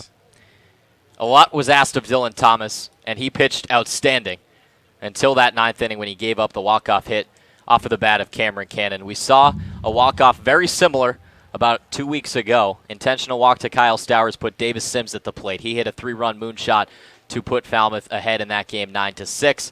Saw an intentional walk to Austin Langworthy, put runners on first and second. First pitch to Cameron Cannon is the difference. 3-2 is your final score. 9 hits for the Commodores, 3 runs, no errors. Hyannis, 2 runs on 4 hits, 1 error. Danny, looking ahead to Wareham, they looked really good against Cotuit, won 3-2 and 15-6. And they had such a good series with Falmouth in the regular season. Yeah, 3-3. These teams are evenly matched to the core. We talk about Hyannis and Falmouth were evenly matched. Falmouth still came out on top on the season series 4-2. But tied up at 3s were Wareham and Falmouth on the season series. They will have to play at Spillane Field. Took a couple games there at Spillane Field. We'll see if they can do it again. They'll need to show up in full force because game 1's tomorrow. There's no time to celebrate this victory. You can't get hungover from the win. You just got to come out pumping again against another really good lineup. Hyannis had a great lineup, and Wareham, Austin Shenton, Jeremy Idens, a couple of really great hitters that the Gatemen have. So this Falmouth pitching is going to need to be lights out once again. Game 1 tomorrow, 6:30 first pitch. Most likely we'll keep you up to date on all our social media. Adam Lasky, the ace, the pitcher of the year in the Cape League, a 1.19 ERA and 5 wins. He will be towing the rubber for Falmouth tomorrow night. But for now, Falmouth is going to enjoy this win here on August 7th. They'll be remembering this one for a while, especially one Cameron Cannon. He has the walk-off single that scores Maverick Hanley. Winning pitcher is Logan Reinhardt. Losing pitcher is Dylan Thomas. Thank you for joining us tonight. It has been so much fun here from Gov Fuller Field. We'll be seeing you here on Friday night.